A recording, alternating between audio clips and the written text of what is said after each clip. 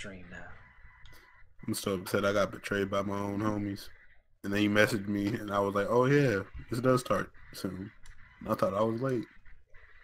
Yeah, bro, we doing this shit at 4:30. I finally got a dedicated time that I could actually get home and make it here and get everything set up. Because before I was trying to do like at 4 o'clock, but I ended up getting home like at 4:17 or like 4:20.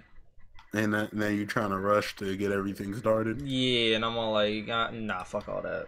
So 4:30 is the official time on everybody else's area. Because for whatever reason, I had to like set the damn shit like an hour ahead. So like on YouTube, it'll say 4:30. It's like, oh, you're starting at 3:30. We're waiting on you. I'm like, motherfucker, what? So I had to set up. So I had to set up like 5:30. Then it's 4:30, and I'm like, okay, what up? Whatever. I swear I just put 4:30. Yeah, this shit's retarded. What's going on, King of L's? What's going on, D? Make sure everybody like and share this stream, man. We about to, well, we live fully, bro, but we just shooting shit right now. Yeah. Bro, I ain't even gonna lie to you. Like, Fortnite be pissing me the fuck off. I think it makes everyone mad. Oh, I don't know if I rage with that shit earlier. I don't know if I told y'all, but I was telling my boys the other day, and I told my friend Muggsy. First, I was playing Fortnite. I had a green pump. I headshot somebody, and I did 0 damage. Again? No, not again, but like, oh. Well, it's happened to me twice. But it's just the fact that, like, I see the sparks fly off their head. And then you're all like, yeah, so I know bitch. I hit him. So I know I hit him. The next thing you know, the game's all like, oh, no, you ain't do nothing. Like, well, yeah, them hit, but them with some cotton candy bullets, so, them just tickle. Yeah, like... man. I was stupid enough to play World at War 2. That shit put me in the worst fucking mood. I want to go around and slap my neighbors. Like if I had a dog or a cat, I'd have kicked the shit. I was so fucking mad. Hey, I mean, don't be out here kicking dogs, man. Dogs is loving creatures. They really are. I wanted to kick something. I was so pissed. That's why I don't play. That's why I don't play that fucking game, dog. That's why I just stick to Black Ops 3. At least if I get mad on there, it's just the game fucking cheating. I get mad at Sledgehammer. I'm like, I hate your games. Like Activision lucky I'm skipping on E3 this year because I would have been arrested. I'm smacking somebody. Someone got to catch. Somebody got to catch an open hand slap to the fucking face. Oh. Running around with the fucking what's that combat shotgun with the flame rounds? Yeah. I shoot a motherfucker. It's do hit markers. They run away. Like they got fucking antifreeze on their body. They shoot me that shit. I'm dead. Oh yeah, it's a done deal if you get hit with it, but you hit them with it. Yeah. What pre-order did I have to get so I can get some motherfucking 2-shot kills? You ain't know you had to pre-order the game 2 years in advance. You ain't had the Super Deluxe edition. What you about to say, Biggie? Yeah. Oh, I'm back. Oh no, everybody like cut out for me. I got scared, but you was talking about open hand smacks, and it just reminded me. I was talking to one of my coworkers the other day, and I was like, "Yo, why do babies got the strongest smacks known to man? You've ever been open hand slapped by a baby? It's hell yeah, I've been open hand slapped. My daughter smacked.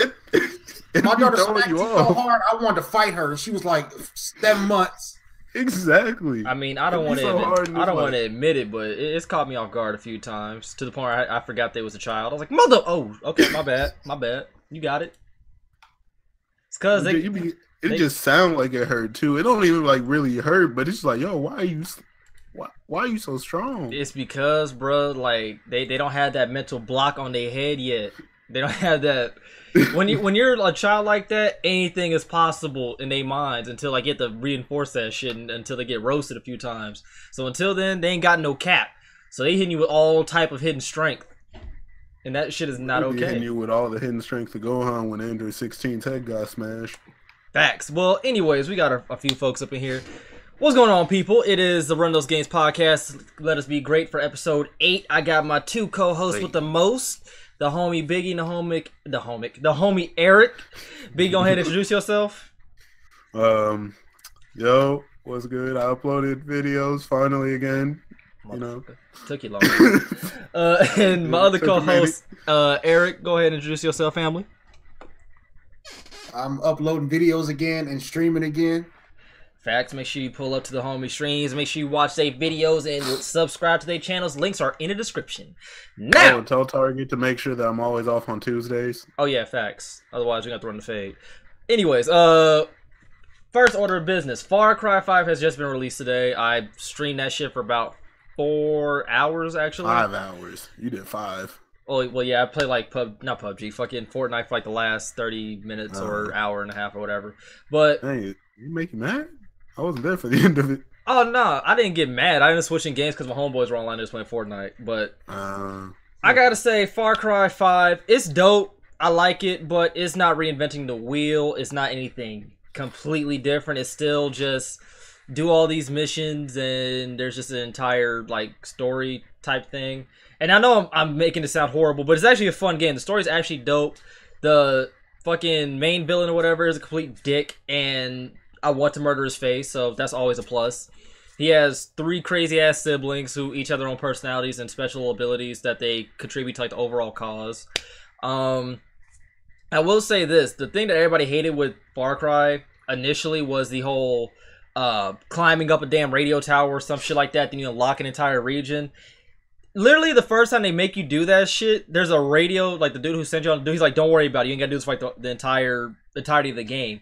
Like, they damn near break the 4th wall because, like, live on stream was like, great, we're fucking climbing radio towers again. And he's like, don't worry about it, you ain't gotta do that the entire game. I was like, alright, Ubisoft, you paying attention. But, there is glitches. There was a glitch where I was on an endless fucking goose chase in a mission where I killed the main boss and the damn fight music kept playing. There was a glitch where I couldn't drive a car. And there was a glitch where, like, I ended up hitting somebody and then, like, my car exploded. And not the dude who I hit, but a random pedestrian. And also, I tried getting into a car and I exploded and the car wasn't even on fire. There's a few bugs and glitches in the game, but you can have different characters that all have their own uniqueness to them. Actually, I'm running with the damn grizzly bear and an archer right now. And, you know, it's a pretty fun game. I like it so far. But it's just Far Cry at its roots, and there's also microtransactions within the game that I might mention. Granted, while you can find the in-game currency in the game, you're not getting enough for it to be justified. Anybody else's thoughts on Far Cry 5? Hey, Biggie. Alright. I haven't played the game. I've seen your stream, and it was one of those games I was like it looked cool. I'm like, yo, I might get this. But it was Far Cry, and the past couple ones, I've been like, yo, they can miss me with that. You didn't like Far Cry 4? Nah, not really for me. It just really wasn't for me. It's not like it was a bad game. It was just like not for me. What? Oh shit! I don't know. What made it like not a game, like not the game for you? Was the fact that you could beat it in 10 minutes that nobody knew about until later? I didn't know about that, but I guess that's added to the list now. But yeah, no, it was just when Pagan sits you at the desk and he's all like, "Don't move, I'll be right back." If you don't move, oh yeah, he ends up coming back and he ends up spreading your mom's ashes, and then you beat the game. Oh, I did see that. That was funny to me. I didn't even fucking know. I went through all that bullshit to find that out later. But all right, well, teach his own. Yeah, it was just like one of those games. Like it wasn't like anything bad with it. It's just not for me. So the hunting aspect didn't attract you at all? I'd played enough of that in Assassin's Creed 3. I wanted to get rid of hunting, honestly. Oh, I love hunting. They got fishing in this game. I'm about to probably do that shit after this podcast, for real. I've never actually done fishing, so that sounds actually intriguing. I've never fished in my entire life, so I was like, alright, fuck it. Next thing you know, like, I'm legit getting lit fishing. Like, fucking fishing. But hey, don't Warframe got fishing too? God of War? No, Warframe. Yeah, Warframe just added it, but I didn't get to do that because you have to get a damn fishing rod. It's just some shit. Yeah. I'm gonna wait on Warframe. I'm gonna get back to it eventually. I'll probably fuck around and play it when I come back from PAX. But, anyways, Eric, what's your thoughts on Far Cry 5? Really don't have any, but like I kind of like the fact that you can beat it in 10 minutes because I'm the type of person I'm always thinking like, you know, we playing games like let's say Resident Evil. Like, you know, what if we just leave the mansion and say, you know, fuck it and just leave it, you know what I'm saying, right at the beginning. I think that's a cool little you know, throw in there. But I've never played any of the Far Cry's. I watched you stream it for a little bit. So I really don't have much to say on it. It's like, you know what? I'm gonna be real. That are not first person shooter, they don't need to be in first person. You got that skin. You talking about you had that skin? I had the castle skin apparently. Yeah. What's the point of having a skin when you can't see it? It just makes it look pretty. I don't know. Like you can see you can see yourself. You can see yourself on like wanted posters and shit. But I see what you're saying. Molly, you don't look for a mirror and water to get a reflection. My only thing is that what was the first game to do that shit? Well, not first game, but Call of Duty. Fucking Ghost did that shit, and I forgot which Call of Duty after that didn't have like camos or skins for like your characters, and people like were losing their minds over it. So I see what you're saying with the whole first person skin thing, but I get what you're saying. Like they shouldn't have added it in this game. It could have just been you're playing it first person. But I think games like Far Cry should be third person. Like as good as Resident Evil 7 was. Now it was good. I've been in first person. First person shooters are for first person shooters, in my opinion. I see. I respect your opinion, but I prefer I like it in first person. But I kind of do wish there's a third person for when I'm driving, because still to this day I hate driving in first person on Far Cry. It's still like the bane of my existence. For whatever reason, whenever I try to do it, whenever I try to be great, I end up getting fucked up, crashing into trees I don't see, and shit of that sort. The only redeeming factor of being able to play it in first person is literally running people over in first person, because they'll go through your windshield. That to me is the most fun shit to do, because you legit. Only thing I like about first person is the shooting aspect of it, like to make you aim better. Mm-hmm. Like back in the what was it, Hitman games? I think it had to be Blood Money. You can jump in the first person and shoot, but that's about it. You have the option. I just don't like the first person view because I want to look at my character, especially if I got special skins and stuff. I see what you're saying. I like what they do with first person in Far Cry. My only overall issue with first person shooters and games in general is like, what's the point of having a skin if I can't switch on and off and look at it? Like I said, Call of Duty did that shit, and it didn't make sense to me. Because the only thing you're seeing are the gloves at the end of the day. That's all you're really seeing. And you do see your character in, like, wanted posters, but that's about it.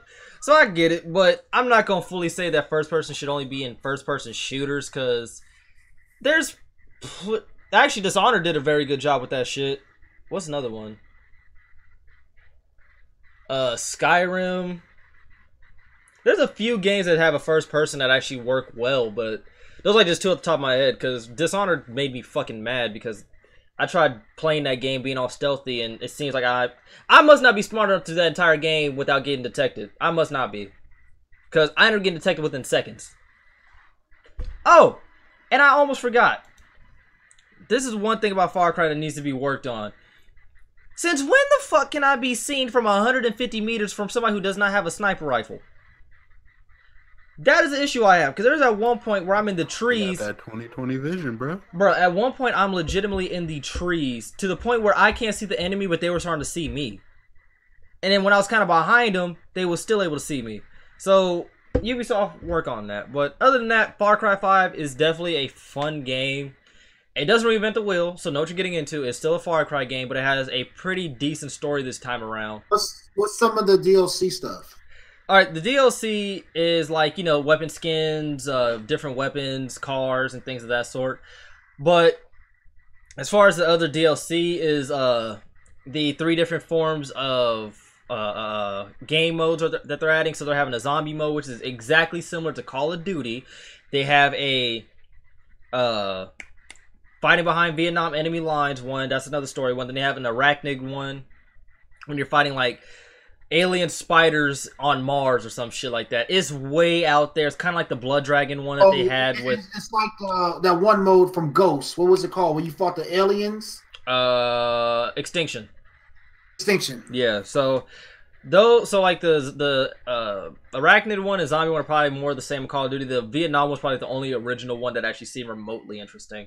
Not to mention that arcade mode that they actually reveal where, you get to play multiplayer, build your own maps, things of that sort, where you get to actually use the assets from like a bunch of Ubisoft titles, is within the game, and they are pushing that shit on hard as hell. Because on every outpost I see, there's either a arcade machine that says, you know, Far Cry 5 arcade or Far Cry arcade, or there's a poster that you can interact with and play the arcade. So I'm ended up checking that shit out, but that's also something that might draw you into to play multiplayer on Far Cry. It had, I'm not gonna say a huge following, but it had a community or whatever on Far Cry, I think 3 or 4 to my understanding. So if you want my recommendation, I'd say if you like Far Cry, you're probably gonna like this one, so you can get it. If you're worried about getting the game, I'd say probably wait for a price drop or wait for it to go on sale. Ubisoft been having crazy sales all fucking year long. We'll talk about those a little bit later too. Boy, Ubisoft out here, the sales plugs, man. Yeah, so Ubisoft out here having sales. You can get this game for $5. Yeah, you're able to get Wildlands on Xbox for like 60% off until like April. I got Wildlands on PS4. I mean, I want to say about a month ago or two for $18.99. So I was like, I'm confident that this game been out for what, 6 months? Still like relatively. That shit is still $59 in fucking GameStop. Shit, I got that bitch on PC for about $25 for the whole gold edition, so I got all the DLC. We lit. You just be like, yo, we sell you this game for crackhead prices. They really, really do. But let's talk about another game that was actually, it flew under a lot of people's radars until like maybe a week ago, and hell, it flew under my fucking radar because I wasn't even checking for the game like that because during the release at E3, it didn't appeal to me. But ever since I watched the homeboy Ricky stream, shout out to the homeboy Ricky, A Way Out. It is a co-op game where your entire, well, on the gist of things, your sole purpose is to escape prison. And you can do this co-op and the whole, or you're basically supposed to do a co-op, and the way the game works is like one person buy it, so 2 people can play. So by my understanding is, if I buy the game, I can like invite Biggie, who doesn't even have the game, he'll be able to join my game. That's my understanding of it. So like that. I'm gonna show y'all. We might have to do that one day. It's a possibility. So I'm gonna play this gameplay in the back, and we're gonna discuss some things about the game.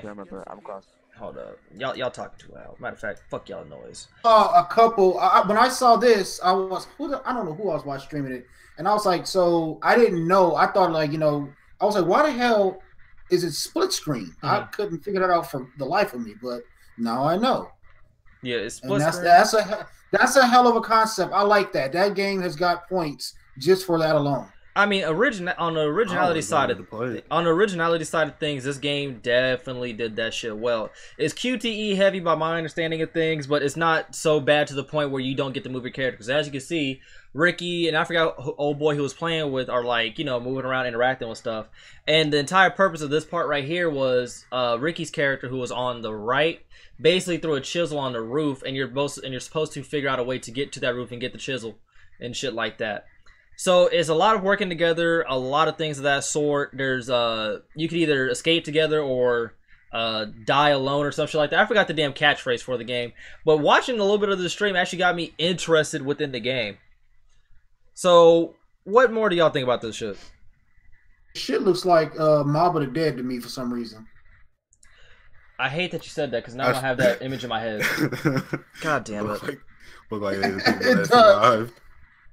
Yeah, it looks like Mob of the Dead, but like I think it's a hell of a concept. I like, you know, those movies. What's that? The Arnold and fucking Stallone, the Escape Plan.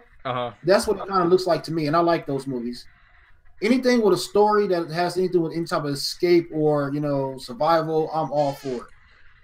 I just could really appreciate the fact that this game actually has a story and it actually did a unique gameplay thing. Because God knows they could have taken the easy route or easy road of like making this type of game and just making it online based type shit to the point where like y'all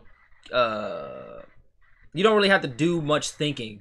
You feel what I'm saying? Like, just run here, run there. And the thing is, if you fuck up, you fuck up. Like, there's no type of shit that's okay with it. You feel what I'm saying? Because as you can see right here, he's carving out the toilet to, you know, make it the escape route. And yeah, and so old boy has to distract the guard so he doesn't pay attention to it. I appreciate attention to detail because say he doesn't distract him well enough and Ricky gets caught, I think they fail the mission entirely, or like the game adjusts to the what if factor if you fail this shit. This game might be a sleeper, and I'm not gonna say a game of the year, but it might get a few awards at the end of the year because this concept and how they took their approach is phenomenal, and I definitely give credit where credit is due. It was a game, honestly, when I first saw it, there was a lot of people. I've wanted to play it just for the fact of it looked like it was going to be something fun to me. Because one thing I really want is for Ricky even said it in the stream. The guy I was playing with, LA Noire needs to do this. They need to have a new one come out, and they need to have this type of concept because that would be lit. That would be crazy. Because LA Noire, like I only watched Chase play that shit. Actually, on my PC, I might end up playing it myself. But not the split screen. No, not the split screen. No, not the split screen, but just like the co-op. Like, LA Noire was one of the best games I played. That game was so good, my wife played it by herself. I got it late, like extra late, and I never actually got to beat it because one of my discs I lost it. Damn. And the other one got scratched up. Damn. I still haven't beat it yet. I'm still on my PS3. I'm still on the last mission. That's all bad. Well, seems like there's nothing but praise right now for that game because I can't even say nothing negative. Usually I'm going to attempt to find something negative about the game, but that game, it's probably because I haven't seen nothing like it that I can't nitpick it. Yeah, I'm gonna be honest. There's not a lot wrong with that game. The only thing that I can't think of anything. It's pretty good. Most likely there's some like little glitch somewhere in the story or something. There has somewhere to be. In the gameplay. Like no game is perfect. I'm not trying to sit here and be like the game is perfect, but yeah, it's not like it might not be anything bad. It's just it's there. Now let's just we can say that. Yeah, I'll just say the game is phenomenal for now until something comes up to the point where it's trash. But on to another topic. It's not on topic at hand, but if you were here last week, you know that we try to do this thing called the question of the podcast. Now, the question of the podcast today is, which weapon would you choose? Now, just to make things fair, we're going to remove the Infinity Gauntlet here because God knows the Infinity Gauntlet literally crushes everything on here. So we're going to say instead of the Infinity Gauntlet that you get the Black Panther suit. Fuck it. So on this shit right here. That's kind of. Let's go with Infinity Gauntlet. Let's see what we got here. Let me think. Bro, the Infinity Gauntlet like crushes all this shit. Snap finger. Everybody's dead. Fuck. Let's just leave it out and go with the rest of the shit. All right. Oh yeah, because technically speaking, the fucking the Black Panther would kind of be OP too, because it could knock off all this shit. Okay, so what weapon would y'all choose? You get the Green Lantern ring, the Batarang, the Iron Man suit, Jarnbjorn, which is Thor's other weapon when he loses Mjolnir. Spoiler alert, in case you don't know comics. Vixen's totem, the web shooters, Cloak of Levitation, Mother Box, Captain Shields, or the Lasso of Truth. What do y'all pick? I'm going with the Lantern. I'm going with the Lantern's ring. I'm gonna say right now, anybody who picks Batarang, what is wrong with you? Before you say that, do we get a variety of Batarangs or just one Batarang? I'd say just. I'd probably say the variety. I thought it was just gonna be that style of Batarang. Like you get a whole bunch of them. There's the EMPs, the explosive, the smokes.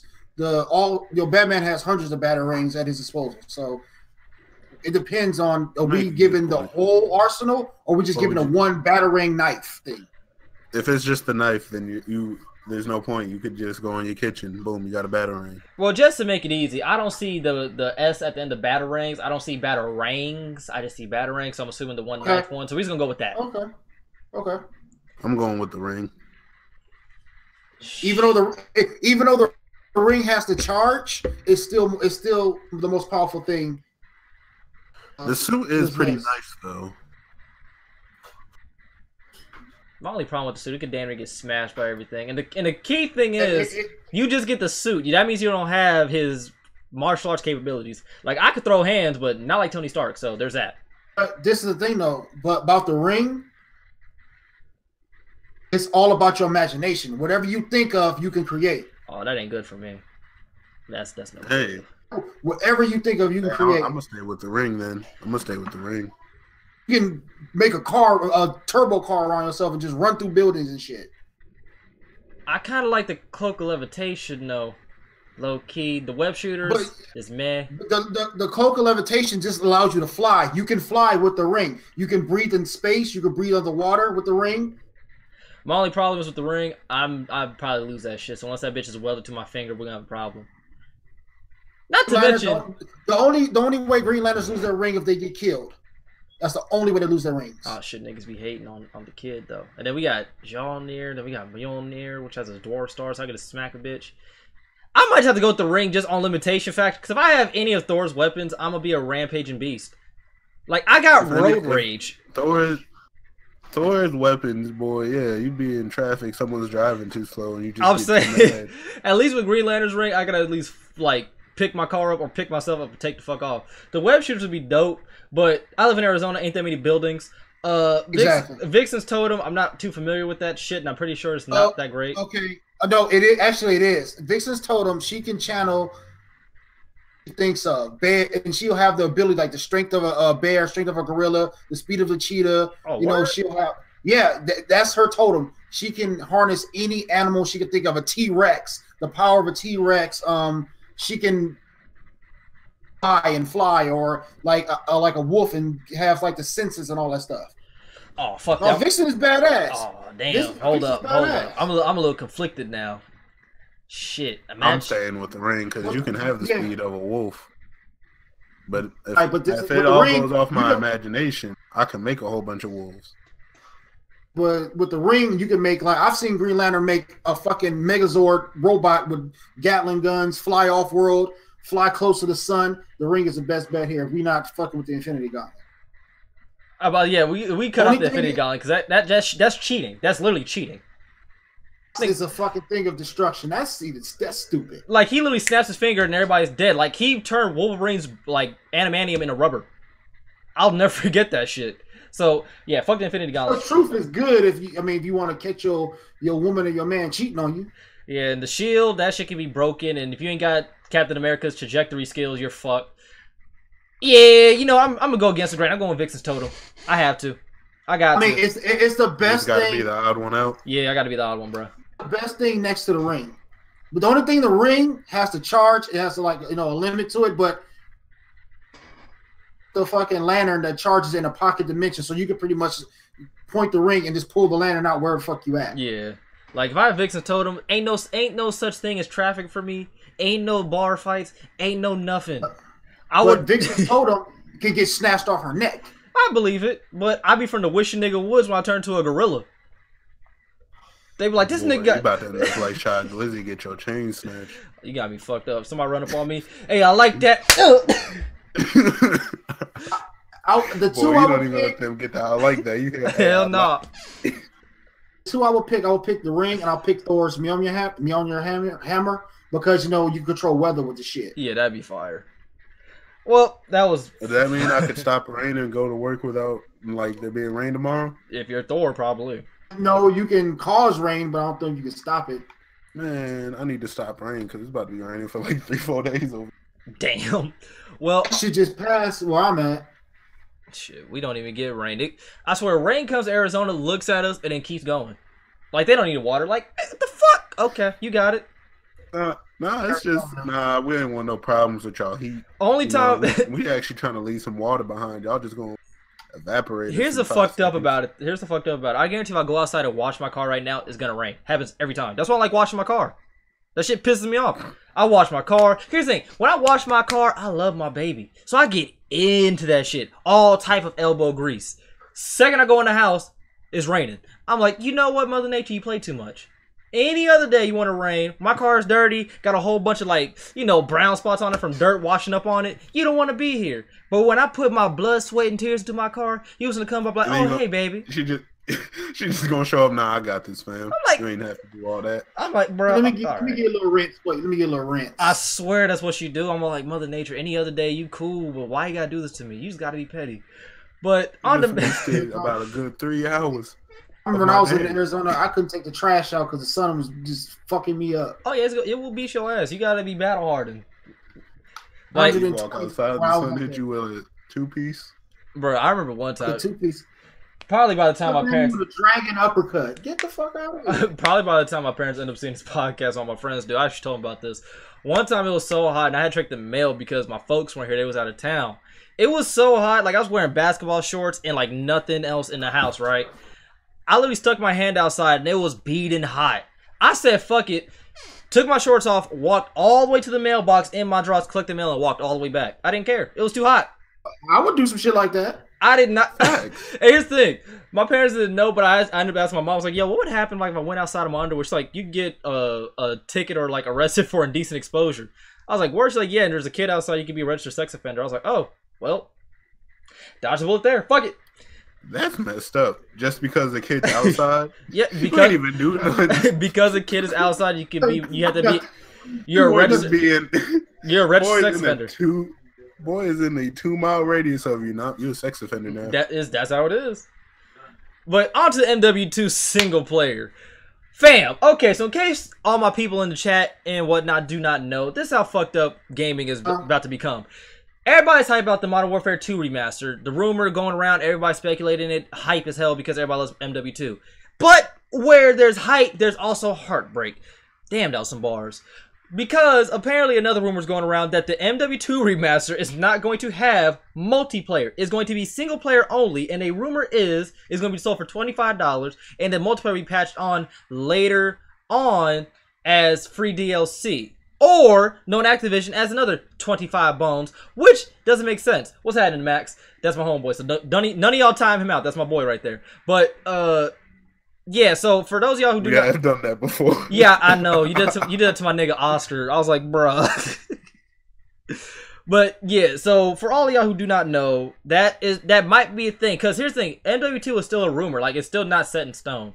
But the fact that this other rumor came out that says Modern Warfare 2 Remastered is only going to be single player and the multiplayer is not coming out till later, raising an alarm, because that means that they're probably putting this shit off to add microtransactions, to get the DLC maps ready to sell it to us later, like they did the first time with the Modern Warfare Remaster. That means they're going to add all types of skins, all type of unnecessary shit, fucking mess around, have supply drops that drop during the game while you're playing that gives you an unfair advantage. So to my people... They ain't gonna have supply drops in this fucking game? Are you serious? Hey, think about it. Boy, they gonna bring back every single Call of Duty that people love. And I already know what's gonna happen. I said it earlier. COD died when the PS3 was over. That's my opinion, and I'm sticking to it. Honestly, I agree with that because after Black Ops 2, I haven't cared about Call of Duty. I'm gonna keep it a band with you. I haven't been overtly. Ghost was the last one I cared about. I didn't care about Ghost just for the fact that I remember as soon as I got my Xbox One, I asked one of my friends, yo, is Ghost good? He said, I bought the game. Damn. I got home, played it for 2 hours, took it out the console, walked back to GameStop, and got my money back. And I said, all right, I'm not buying it. Okay, here's the thing. My Xbox is about to come out of retirement this year. My Xbox One, I'm waiting for it. I haven't been overtly hyped for Call of Duty the same way I was for previous ones. The only CODs that I've liked is literally Ghost and Black Ops 3. Those are the only two. And I don't like any Sledgehammer games. On the current gen, right? Yeah, on current gen, those are like the only two I like. Oh, previous gen is Black Ops 1 and then MW2. Exactly. Those are my two favorites. But I haven't been overtly hyped about Call of Duty, so like this news is fucked up. Don't get me wrong. But it doesn't surprise me at this point. I mean, I bought the Modern Warfare Remaster for like $20. Like, my mom got it for me as a gift. And I was hyped as shit. Because I get to play... What's so fucked up about it, though? Okay, here's the thing. A while back, when the game, you know, when they was having like the whole, you had to buy the $80 edition, you had to keep it on disc in order to play it or whatever, right? They said, and I will never forget this, that there was not going to be, and I quote, microtransactions. Loot boxes and shit like that will not be in the game. Guess what? Called that a long time ago. Guess what ended up getting patched into the game? Microtransactions. Then they said this. Oh, don't worry. It's going to be cosmetic only. Which, to people who are like me, who are like microtransactions, you know, what the fuck ever, I don't buy them shits, but it is fucked up, right? It's going to be cosmetic only. Ignoring it. Guess what they add a few months later? Melee weapons. And they only started off with about 3 or 4. Just to kind of... Bottle? Oh, yeah, it was like a bottle and a fucking other knife. Just to, like, weed us in a little bit, right? And they're like, oh, don't worry, that's it. It's just gonna be melee weapons or whatever, right? Nobody raised an alarm. Nobody was making videos about this is bullshit. This doesn't make sense. Activision, you're not keeping up to your word. This and the third. Bars. Guess what they ended up adding another few months later? Fucking weapons. And not just any weapons. Weapons that shred people the same way the fucking XMC wrecks people on Black Ops 3. The exact same shit. And now people, or not now people, but then people were like, oh, they said they weren't going to do this. Well, this is what happens when you don't open your mouth the first time that bullshit arises. The first time they added microtransactions to the game and supply drops, somebody should have been like, hey, nah, we don't want that. And people should have put the game down and not played it. But people can't resist it. And honestly, it didn't surprise me when it first happened. Saying it all through fucking Black Ops 3. I was like, there's gonna be supply drops in fucking everybody said, oh, Call of Duty 4's back, is remastered, boots on the ground, blah blah blah. I said they gonna throw so many fucking supply drops in that shit. It's gonna be cosmetic. I said, what guns can they put in there? I said, okay, you go ahead and think that Activision loves you. For 1 second. $sign. For 1 second. Go ahead and think they you go ahead and trying to say all this new stuff. Think that the Activision board of directors are sitting in that fucking room at the round table saying, you know what, we got to make sure that our consumers have the best gaming experience ever. That's our main purpose. Okay. Oh, and that's not even the most fucked up part. You know, everybody remembers that, Modern Warfare eventually got DLC maps, right? Guess what? Or they brought them shits back and charged people for them. My nigga. My nephew came over here, snatched up my Infinite Warfare, and I haven't got it back yet. Let him keep it. Let him keep it. You don't need that type of negativity in your life. But yeah, I'm looking at it. It's fucking Call of Duty World War II. I fucking hate that game. They added DLC maps to Modern Warfare Remastered and charged people for them. Keep this in mind. They said they weren't going to do that. Why does nobody ever call companies out on their bullshit? Here's the thing. Eventually, and I'm saying it right now, speaking into existence, eventually I will have a bigger channel. My name will be bigger along with my 2 co-hosts over here. Y'all gonna witness it and know here first that I will not ponder or pander to any type of fuck shit in the damn gaming industry. If there's something fucked up, I'm calling it out. That's probably why a lot of companies, when I do get bigger, are going to be wary about talking to me. Because I'm gonna tell them something's wrong or something's good. I don't play favorites because I'm a gamer and a consumer first. I'm not some damn corporate cocksucker. Fuck that. But I'm sorry. My channel and watch my E3 walkthrough. I'm yelling at Activision. Your game gonna suck. I don't give a fuck. They were looking at me like, I don't give a fuck. Because I have a serious problem with these people who have actual leverage or some type of voice for the community for little people or like the little folk, and they don't use it. Like, you gonna mess up your money train? Hell no. Well, that's the problem when you just come up being fake. If Activision came to you right now offering you 6 figures to promote the next Call of Duty, no matter if it's ass or not, a Black Ops 4 could be ass. If they say, you know what, this is what we're gonna do for you. We're gonna pay you 6 figures and blah blah blah. This, I don't give a fuck. I can hate the game. I'm like, man, this is the greatest fucking game ever. I can't. Under my pillow was so good. I can't sell my soul for that type of shit. They selling your soul is improving your life. I'ma just play the game. I'd be one of them people like how Wildcat and them do. They don't really say the game is good. They just make funny moments and just leave it at that. I see what you're saying. They be like, hey, the game is in beta, so keep that in mind. I'm not saying it's good. I'm not saying it's bad. Like if I get a video where I just have to play the game to show it off, all fine and dandy. But just know free don't mean shit to me, and I will give you my honest opinion. I'll give constructive criticism because I'm not gonna sit here and just shit on the fucking game. I'll give you constructive criticism. You can fix this, you can fix that. Constructive criticism. I'm giving criticism. Period.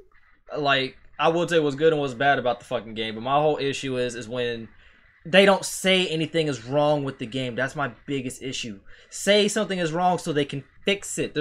That's like me breaking my fucking arm. I'm bleeding, gushing blood, and I put a band-aid on the bitch, and I'm not trying to go to the hospital because I'm saying it's alright. There's nothing wrong with it. But I can't function my fucking arm.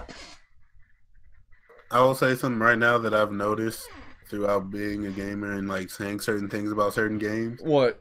A lot of the gaming community is empathetic towards people who show no empathy. That's deep, big. That's deep. Because I remember I put out that video about NBA Live, and one of my friends even said, yo, the game is in beta. And I'm like, the game comes out in 2 weeks. I'm like, this isn't a beta. It's just stuff like that. Like, they want to make excuses for it, but it's like, stop making excuses. Because if people stop making excuses and actually just call people out on their bullshit, I guarantee you we wouldn't be this far and like this down in gaming. Think about moments where like gamers stood together. Like the biggest one is like why Xbox One is so far behind on PS4 as far as sales and other shit goes. Because they came out of E3, DRM, no used games, no backwards compatibility. Nigga, we don't care about you. Then what happened? Everybody on Twitter was like, nigga, fuck Xbox. I'm getting the PS4 for the wins. Because a lot of these Xbox fanboys, and you, like I said, I'm neutral because I have both systems. I've always had multiple systems when it comes to gaming. But the true Xbox fanboys were like, oh, PlayStation's for broke people. Xbox One is for the people that can afford it and all this other stuff. Those are the people that need to be that need to stick their head in the microwave or get fucking run head first into a bus. Those are Xbox, but the mass majority of people were like, I'm not buying an Xbox. That's what I'm talking about. The mass majority were not buying an Xbox, which is why Xbox is like, oh shit, we're just playing. We're going to give y'all used games, backwards compatibility, free games every month, this, that, and the third. Now Xbox actually is a better deal than PS4, low key, but they... The funny part the balls that they had to do that, though. Because they were on top because of the 360, that's why. No, the funny part is, I remember even TBH said it, like, PlayStation had the same thing. They were doing the exact same thing. It's just Xbox said it first. Yep, and then they said, oh, shit. PlayStation saw it and was like, hey, we ain't got that. We ain't got that. We ain't put that. What you talking about? They lying, man. Bro, look at HDCP. Like, that's a prime example. Like, that shit's still on my console. But Xbox is user-friendly as far as content creators go. Like, I have to go through my PlayStation settings, go down, turn off HDCP, just so I can stream and record videos. Because if I had that shit turned off, it's a wrap. It's shit like that, which is hilarious to me. Because PS4, they did have that shit, but Xbox came out because they was on a 360 high horse. Which, granted, they should be. They dominated. But, bruh, you need to know how to just shut the fuck up sometimes. That's one of them things that they shouldn't have said it, and it should have just been there. Low key. That PS4 put out when the whole scandal happened with the Xbox shit. I said, this is how we do use games, and there was a guy, he passed the game to his coworker. That shit had me laughing. He just handed him the game like, go ahead and take it. That's locking down. And wasn't there you had to sign in every 24 hours or some shit like that? What, on Xbox or PS4? No, on Xbox, it was you always had to be online. Yep. I knew it was something. It was always online. Okay, I knew it was something like that. But let's get back to Kai real quick. Now, like you said, Woo, they don't fucking... They say, like, I understand what you're saying about the people need to speak up, but look what they did with Ghost. They say, oh, there's no quick scoping in the game. Blah, blah, blah. As soon as I bought the motherfucker, I got quick scope in the first match. I got quickscope maybe 3 or 4 patches in. I swear to God, like I think like maybe the 3rd or 4th patch, I was like, I'm dying in one shot all of a sudden. I look at the kill cam, somebody's quickscope, and I'm like, okay. Look at Ghost being ported over to the PS4. I got all the DLC and all the weapons for the fucking PS3. Why can't I have to pay for that shit again? Yep, it doesn't transfer over. No, hell no. And then, let's not even talk about the damn, what was that shit, Call of Duty Elite, where you're supposed to get all the DLC and shit for free by paying like $60 for it, or like 40 or $50 or whatever, back on Black Ops 2? Ah, shit. But, any old way, yeah, so, I wouldn't say, actually, just don't buy Modern Warfare 2 if it comes out, single player only, wait for the entire thing to get released.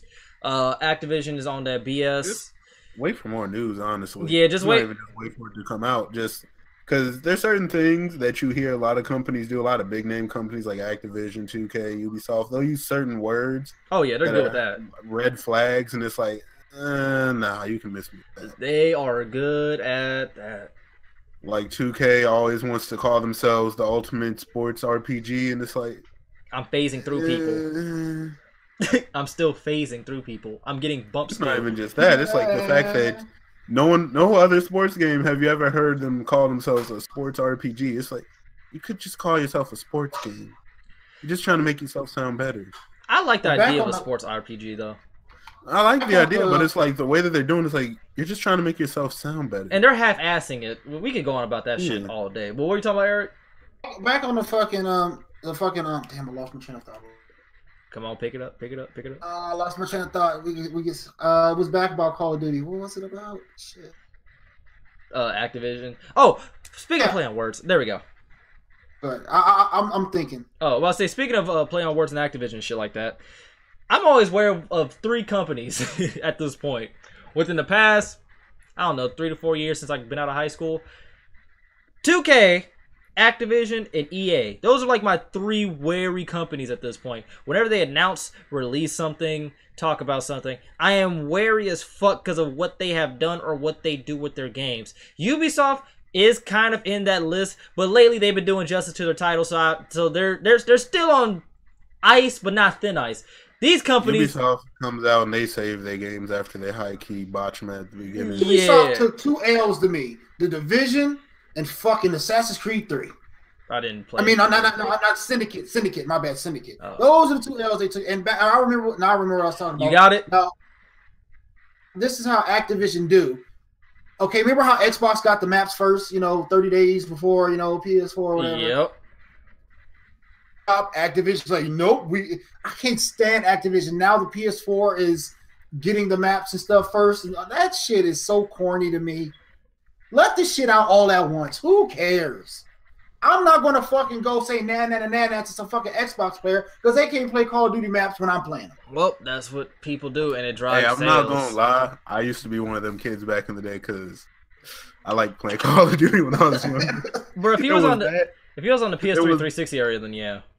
Yeah, it was that, and the people on PS3 like, well, we don't have to pay for our online. Yeah, but y'all online go down every 2 weeks. Facts. Xbox was hacked a couple times too. I remember that shit. Yeah, I remember Lizard Squad did it around Christmas time one year. I remember what pissed me off was the fact that I remember when PS3 went down for like 2 weeks, and it wasn't even around Christmas. It was like in the middle of fucking summer. No, it was a couple months. It was like a month and a half. That shit. I remember that. You remember? I okay. I was laughing. I remember because it wasn't during winter. I remember like during like summer. Like I was trying to play that shit on summer vacation with my niggas. I ain't got no school. Dog. I pulled the Dreamcast out the closet. Dog, I went to my nigga's house who had 360s, and I was over there like damn near for like the entire month just playing with them. Like, bro, it's a dark time for me right now. And they was like, I understand. Come on in. Like, shit was real. Because the thing was, here's what pissed me off about the whole PS3 and Xbox 360. The 360 got all the maps and whatnot earlier, right? The PlayStation always had the counter argument of our shit is free. Here's the problem with that. This shit played like it was free, dog. Like, how y'all go down? Well, yeah, we know. How y'all? Yeah, our servers are free. How's your shit go down? I was experiencing twice as much lag on PS3 compared to my 360 when I was playing with my boys. Even when I had a wireless connection on my 360 in my room, and I was playing my mom's PS3 in her room, who was right by the modem and had a wired connection, I was still lagging more on the PS3 than Xbox. That's why I was like, they say it's free. It's like, yeah, but it sure does act like it. What you pay for? Like, that shit. You ain't pay for nothing, so you ain't getting nothing. That shit had me heated. So yeah, MW2, stay tuned. But about MW2, the only thing I can say that's going to be good about this is the motherfuckers that stream. Oh yeah, that's the only thing I can look forward to, having some hype about it, is streaming the campaign mode or making a walkthrough of the campaign mode. That's about it. Other than that, I don't give a damn. I really don't. Right. So I saw this post, right? Word. And it was a good question. Do you think they're gonna have the no Russian mission, or are they gonna take that out? That is matter of fact, actually, good topic, Biggie. Ooh, because that mission was serious. It was brutal, but how about that? The crazy part is you didn't have to do anything. And you didn't have to do anything, but it's just the fact that you have to watch it. No, but here's the thing. I guarantee you, if you ask 95% of gamers who played that mission, I guarantee they sprayed everybody down. I guarantee nobody thought I don't have to do anything. I sprayed. I did this. I did the same shit too. You didn't have to do anything. I shot everybody. I was laying them out. Like, I was going through playing like it was Pac-Man. Those like were little orbs and shit. I was like, black. I was out here just acting like Waka Flocka, fam. So that is a good question. I hope they keep it. Because here's the thing. It's a video game. At the end of the day, it's not like at the end of the day, a lot of gamers like, yo, this is messed up, but I would never, like, I'm doing this in the game, but I would never do this in real life. Like, I ain't never hear nobody at school talk about, I'm gonna bring a fucking LMG to an airport. First of all, you can't get the motherfucker in the airport as boldly and as wildly as they did the shit anyway.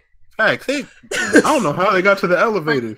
I think they might cut it because of all the shootings in schools and shit like that. Yeah, that's what I was asking. I think they'll cut it. It's bad timing. It honestly is bad timing. They don't want that type of heat. They don't want that type of heat. It's bad enough games to get a bad rap to begin with. They really don't want that type of heat. Yeah, but at the same time, they could be like, yo, it was in the original game. This is just us updating the graphics. Here's the thing. They have plenty of counter arguments because it wasn't an original one. And keep this in mind. For as fucked up as it is, and God bless the dead, Columbine happened before MW2. So they can't use that argument. Yeah, they I don't like that argument either about people blaming like stuff that happens. People can kind of use any argument they want. That's what sucks about it. They can bring up anything they want. They could try to, but if you're a knowledgeable gamer like the people I have on my podcast, some of the folks in the chat, you know that, bruh, that shit's happened way before gaming even got to mainstream or as violent and gruesome as some of the games are now.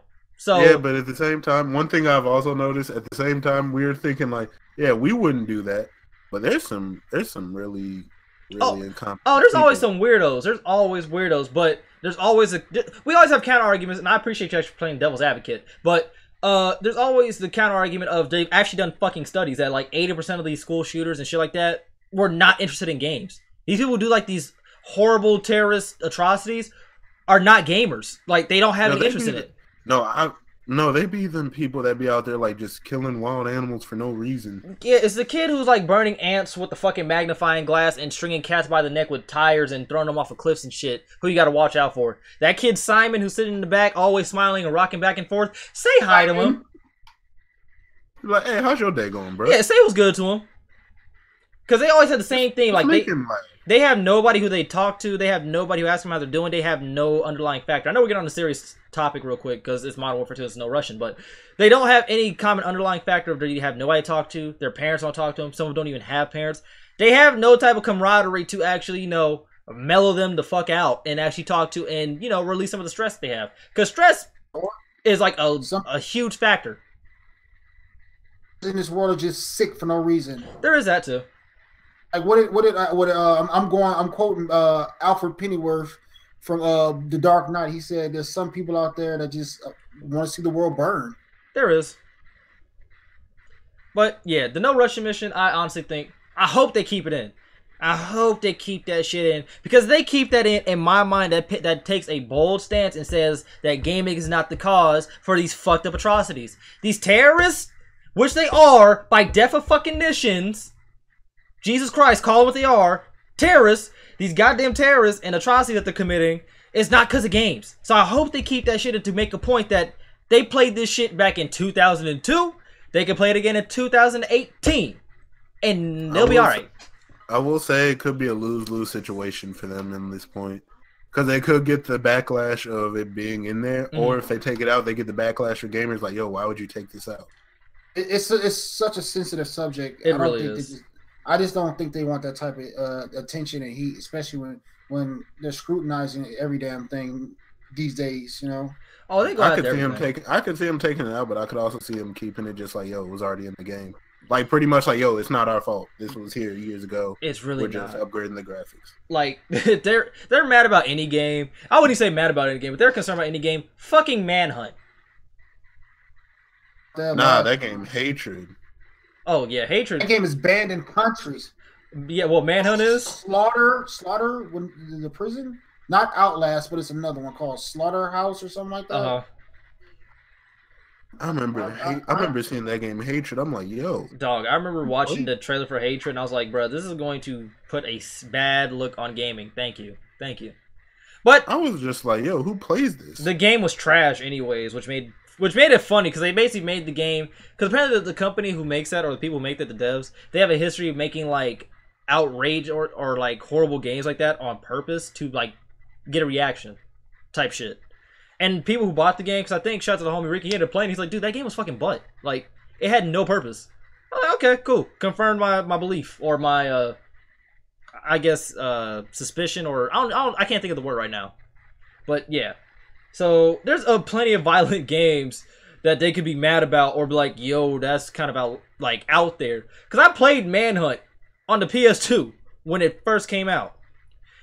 I did not know you could do that to some people in that many ways possible. I really didn't until I played that shit. That and Mortal Kombat too. We don't even think about Mortal Kombat. Jeez. Well, Mortal Kombat started the whole ESRB thing. Like, if it wasn't for Mortal Kombat, we wouldn't have mature games. And we also, people don't thank Mortal Kombat enough because we didn't have Mortal Kombat. These companies wouldn't have been taking risks the way that they do now. So I thank Mortal Kombat. Mortal Kombat took a huge risk, and it's like, yo, this like parents are like, yo, this game is messed up, but they kids are like, yo, this is lit. I'm saying they was having fun. We was trying to run the fate and do fatalities on people, and that was about it. And then when we got to like the MKX, they was all like, MKX though.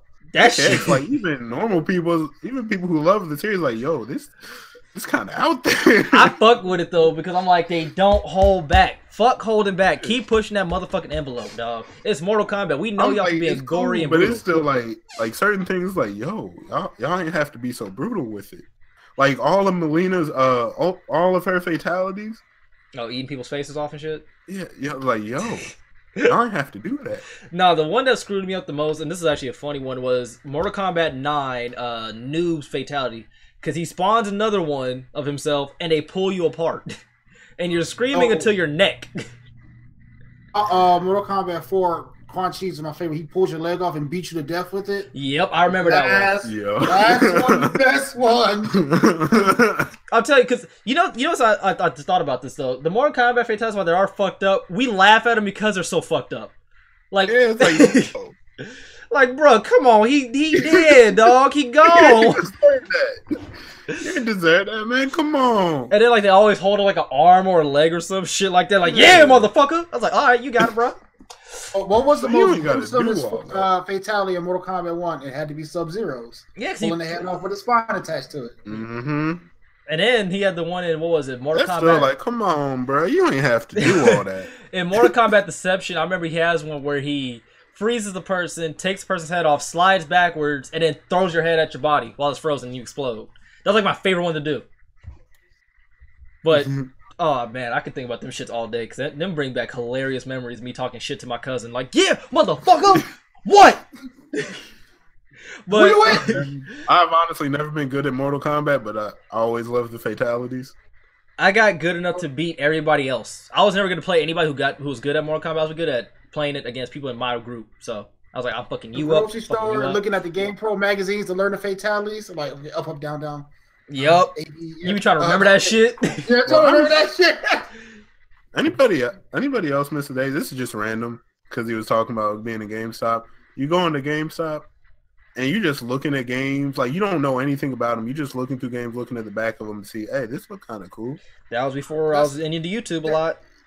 That's exactly what I did. That's how it started for me. The same thing, like what well, I'm gonna go into the RPG realm right here. I was a big Breath of Fire fan. I went to my local video store because you can only rent them for a couple of days. Mm-hmm. Yeah. I took Breath of Fire back. Waited a couple more days. Went back up there. It was gone. Like, damn. I should have got that shit, motherfucker. Chrono Trigger was sitting right there. I said the cover looks cool. I'm a cop it. Fell in love. Favorite RPG of all times. That was me in Skate 3. Skate 3 is so, like, when it comes to me in video games, especially if I'm buying DLC, if I buy every single DLC for your game, I support you to the highest degree. We're always for Skate 3. I bought every single DLC for Skate 3. Every one of them. Damn. And I remember I was just in the store and I'm like, this look kind of cool with skateboarding because I'd already played Tony Hawk and I was looking for a different skateboarding game. It's like, yo, this look kind of realistic. I'll never forget back in the day that you had to flip that cover, a box cover back, and something had to catch your eye to make you want to play that game. Because if it didn't, you was putting that shit right back. Like, this shit trash. Like, I'll never forget, the reason I got into skate was because back in the day when I had skateboarding dreams, to all my people who do not know, who have not watched this little story, I had skateboarding dreams, so I got hit by a car twice. But back when I wanted to be a skater, I was like with my little skate crew, and we used to go to a GameStop because it was right across the street from my house. And I remember when the first skate dropped, this is back when Robin Big was on TV and they was talking about it type shit. I remember they had the demo at the GameStop, so We hooked up. We was like, hey, bro, we gonna play the demo. We went over there, and I swear to God, we was at that GameStop for at least like 4 to 5 hours just playing the fucking demo. Well, as soon as that shit dropped, I literally begged my mom, like, Mom, on everything I love, even you right now, hook me up with that skate. I won't ask you for shit about 2 months. She's like, boy, I don't care. Like, let's go and go get it. I was like, say word, son. Swear to God, we got that shit. I ended up playing that for at least 2 weeks straight. I was dedicated to that game. It was that much fun. Like, and ever since then, there's like Skate 2, caught that day 1. Skate 3, caught that day 1. We need more skates, but back to the damn flipping the cover thing. I remember I got into so many games because of flipping the cover. Like Kingdom Hearts, which is my all-time favorite game. I got into that game because of flipping the cover and I seen Disney characters. And I fucking love Disney. I remember back in the day with Sega games. Anybody remember Eternal Champions? Nah, I'm too young. Let me see. Hey, I'm a little bit older than y'all. Probably a lot older than y'all. But Let me see. I remember it was for Oh, Sega. yep, Sega Genesis. I remember asking my mom, because my mom always spoiled me because, you know, I'm younger than my brother. My brother is 7 years older than me. He moved out and shit, blah, blah, blah. I was still in the household. So Yeah. I'm begging my mom, you know, I had the Nintendo, Super Nintendo, I had the Sega Genesis, blah, blah, blah. So, you know, that's when games were $25. God damn, that was a golden era. I went there. We went to Kmart. Boy, that just made me think of all them stores: Kmart, Big Lots. Went to Kmart, right? Our champion, she got it. The dude brought it out. He's like $25. My mom must have pitched a bitch fit, but she got it for me. Now games is $60 fucking. Now, like, Eternal Champions, if you can find a copy in the box, that shit is gonna run you like $80. Easy. Legends of Legaia is one of the best RPGs. It's in the top fucking 5 of mine. That game is like $100-something if you can find it for like the PS1. I still got my Sega Genesis like in the garage somewhere. I have like a shit ton of games, including the demo disc. That tells you how old or how long I've been in these gaming streets. But like my kid, I'm gonna cut you off. Oh, my kids don't understand. My kids, like, they be on fucking the PS3 or the Xbox One playing a game with their laptop or their phone on YouTube, watching how to figure shit out. Nah, man, that ain't playing games. Oh, they don't know that struggle, bro. They don't know that struggle. To grind. Bro, you had to grind. You playing the game, you like, how do I beat this? If you was a Metal Gear fan, we had to go. You ain't have the, because they used to have the books on how to complete stuff. Exactly. You ain't have money for the books though. Hell no. You ain't have money for the book. My mom ain't buy me this shit in the PS2 era. Let me tell you what I did for Silent Hill 2. I bought me a PS2, right? I rented Silent Hill 2.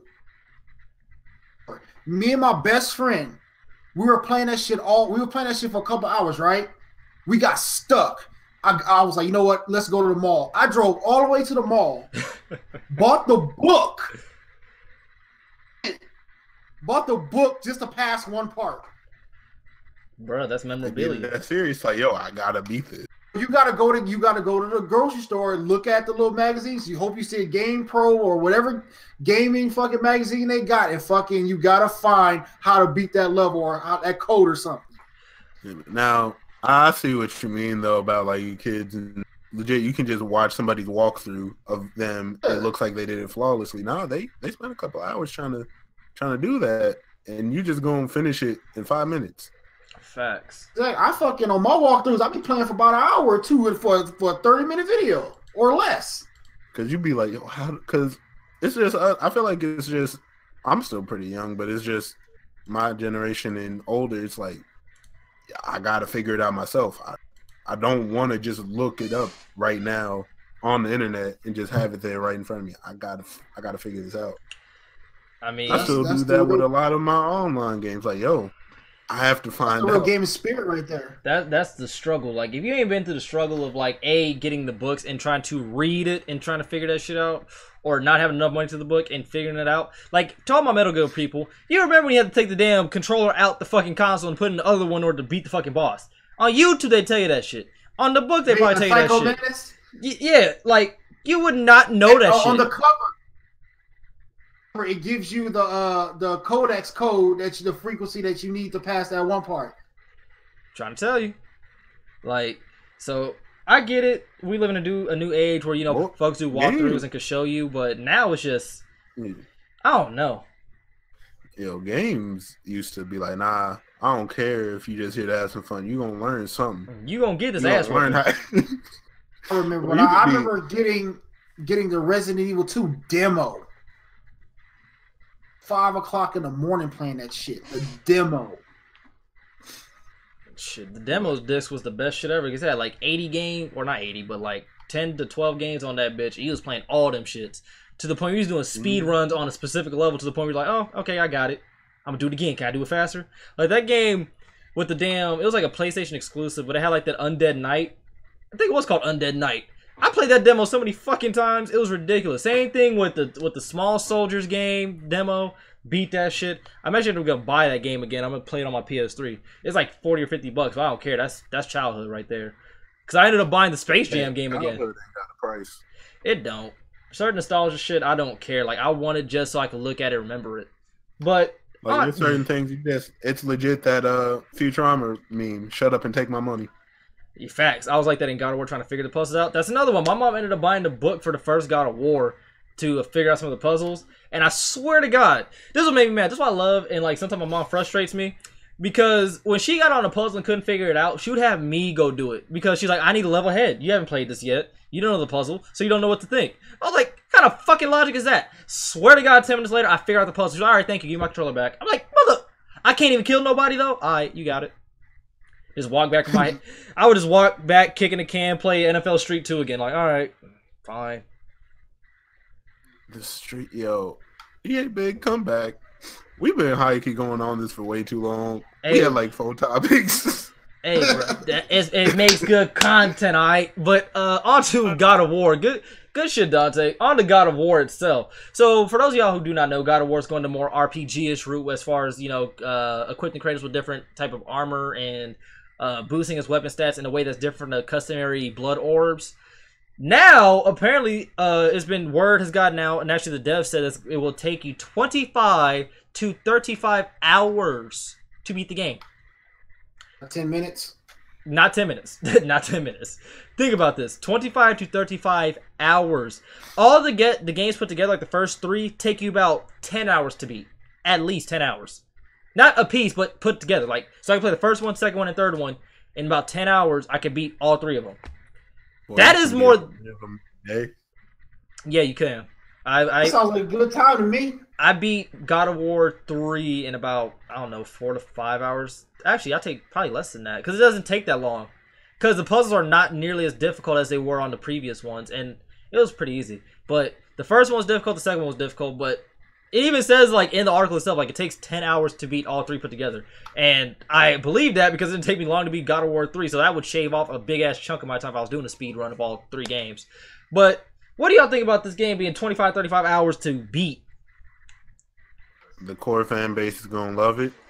There's going to be a lot of people that are going to be turned off by it, though, because, like, I'm not putting that many hours into a game that I'm just getting into. Right. Are you familiar with God of War? I've seen it, I've seen gameplay and everything. Mm-hmm. The game looked kind of cool. It was never a game that I really could play, I want to say, because when I was younger, I couldn't even play, like, Grand Theft Auto or anything like that, so God of War was most definitely off the table. Oh yeah, because you're doing some fucking in God of War, but continue. Yeah, so God of War was definitely off the table. So like I've seen the gameplay, I've seen them QTEs. Mm-hmm. Them QTEs was something like I couldn't play those. Yeah, the game looked cool, but I'm gonna be honest. Even I wasn't gonna get this one honestly because it was more story driven, and I understand that. But I just want to fight people for him.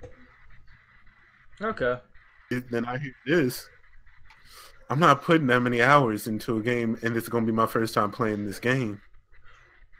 I was gonna ask you if you have a PS3 or anything. I was about to say you get the collection and fill yourself up on all the God of War. There might be some people out there who's their first game, but like, yo, that's plenty of content for me to get used to it. Well, I would probably tell you this though, because what is it? Red Dead is supposed to come out later this year, right? Is it still coming out this year, or is it 2019? I'm pretty sure it's later this year. But if it does come out later this year, it would hold you over until the next big title releases. Because, April, then we got, what? May, June, July. There's like the dry spell years, or I said years, months until like August, the September region on. So I'd say it could hold you over if you don't like buy anything else. Yeah, if like you only get one game, I could see someone like, yo, I'm only getting one game. This one's gonna last me this many gameplay hours. Meaning, honestly, that could last you a good couple, like 4 or 5 months. Easy if you spread it out. Yeah. All right, Eric. Or if you're just grinding to get all like every set of armor, because there's people out there that do the 100% completion. Fuck that, but continue. It's just certain people like it. Certain people be like, yo, I'm not putting that much time into it. Like certain people don't play 2K anymore because I keep bringing up 2K, but it's just perfect situation. That's me. They don't play 2K anymore because like, yo, I'm not about to put this many hours in to get this much VC. That's or me. Get these badges. Definitely me. Yeah, that's all I had to say. Eric, what you think about that? About this news? I love it. Like I plan on getting God of War anyway. I have what you were just talking about, the collection edition of PS3 sitting right damn here. So I've beaten all of them. I'm still stuck on Titan and God of War 3. I'm still stuck on Hades ass because I replayed it a while ago. But let's be real here. Hey man, I agree with Biggie. I agree with Biggie because, like I said, with the whole Far Cry thing, I've never played any Far Cry, so me jumping into 5 is kind of pointless to me. Right. You on that, but my thing is, when you get these games that you love, no matter if it's God of War, anything. Like, let's say I'm gonna bring it up again, The Last of Us. I wish The Last of Us could have lasted a little bit longer. If it's a game that you truly are invested in, you want it to last as long as possible before you hit that replay value. Yeah, when you hit the ending of a game, you don't know what the fuck to do with your life. When I beat Kingdom Hearts 2, I did not know what the fuck to do with my life for at least a month. I was so lost. I do like games like Watch Dogs, and I want to say, Sleeping Dogs, Watch Dogs, and Mafia, because side quests give you more.